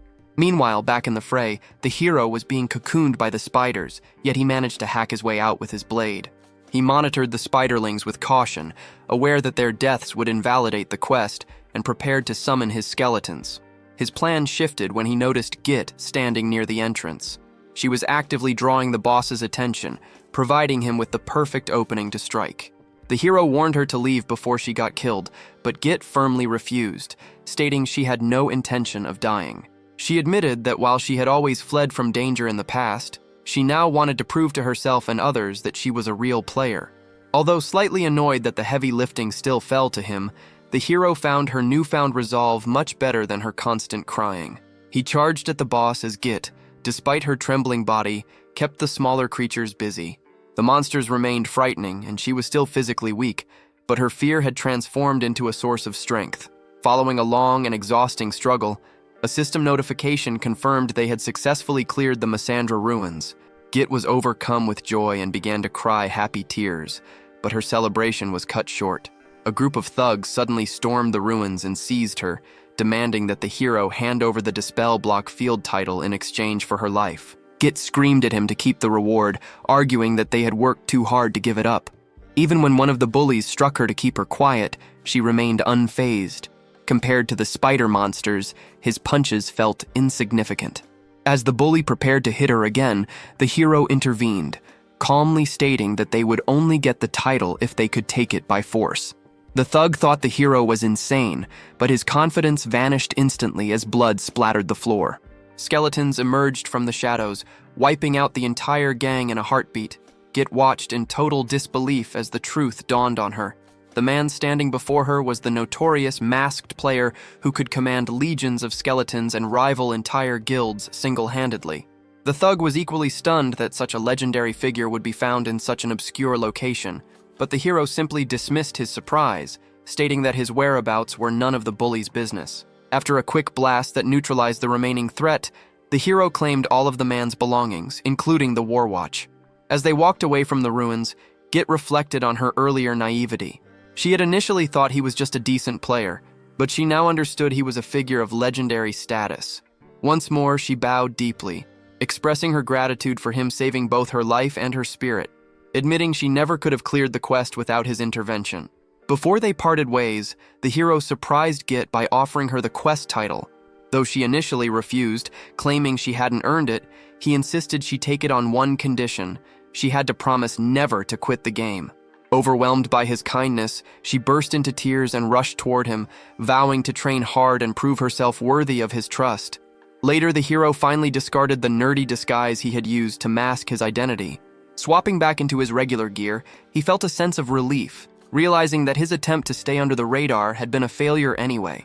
However, the mission wasn't a total waste. He had successfully recruited Git. He knew that as a questman, her ability to find rare missions would be invaluable later, making her worth the investment despite her current habit of crying over everything. With the block field officially removed, the hero turned his focus toward his primary objective. Chapter 2 of the main quest, The Cursed Territory. Upon arriving at Rickytown Square, he found the area buzzing with activity. Now that the barrier was gone, members from every elite organization, including Ares' second squad and the top-tier players from Triple Wing and Hydra, were preparing for the next stage of the story. The atmosphere shifted dramatically when the hero walked into the square with total confidence. As he strolled through the crowd like he owned the place, the crowd began to whisper. While some admired him as the one who broke the field, the hero's brief moment of enjoying the celebrity-like attention was quickly ruined by toxic rumors. The praise soon turned into mockery. Some players claimed his level was only high because he was backed by a hacker, an idea that the hero found hilariously pathetic. However, his amusement vanished when he heard people calling him Chea Seolyun's pet. The gossip grew even more ridiculous, as others suggested he was dating Chev from the Red Bulls, claiming the guild was going around warning others not to touch him. Trembling with rage at being treated like a joke, the hero finally lost his temper. He tackled the man spreading the lies, pinning him to the ground and striking him while shouting that he belonged to absolutely no one. He demanded to know exactly who was responsible for starting such insulting rumors. A composed voice suddenly cut through the tension, ordering the hero to cease his actions and warning him not to disrupt a critical mission. The speaker was Shirou, an NPC representing the Secret Order. Recognizing the official start of the main questline, the hero froze and immediately retreated, regaining his professional composure once the NPC was satisfied that the situation was under control. Shirou then began to describe the history of the cursed territory, explaining that it was a place where a corrupted entity had performed dark experiments in a previous age. These actions had left the local monsters and the land itself under a heavy curse that now needed to be broken. The hero listened intently, recalling this information from his previous life. He anticipated that the next objective would be to capture the goat-headed chimera, a monster whose weaknesses and spawn patterns he had already memorized. However, the NPC caught him off guard by announcing a completely different target, the Evil Eye. The hero was stunned, as this creature was a level 150 boss with a dangerous area of effect skill, something that had never happened in his past timeline. As the surrounding players began to argue about the difficulty, the NPC clarified that the creature did not need to be captured alive. Furthermore, she revealed that only 4 teams would be granted the opportunity to secure the kill and qualify for the main quest. This news triggered a desperate scramble as players rushed out to claim one of the few available slots, but the hero remained behind, visibly shaken by the fact that his future knowledge was no longer reliable. He wondered if his regression had altered the timeline or if his past information had simply been wrong. Realizing he needed to adapt quickly, he slapped himself to snap out of his confusion and focus on the new reality. Meanwhile, Mark reached the cursed territory and informed his superior that the main quest was starting, privately vowing to destroy the hero like an insect once the mission was over. Elsewhere, a group of beginners was struggling to defeat a goat-headed chimera. Their dark-haired warrior was paralyzed by fear, running for his life while the mages desperately tried to weaken the beast with curses. Even though the team eventually succeeded and received a victory notification, the young warrior broke down in tears, begging to return home. He felt completely overwhelmed by the aggression of these high-level monsters and believed they stood no chance of competing against the elite guilds for a spot in the quest. Despite his breakdown, the lead mage forced him to pull himself together and watch the other teams continue the fight.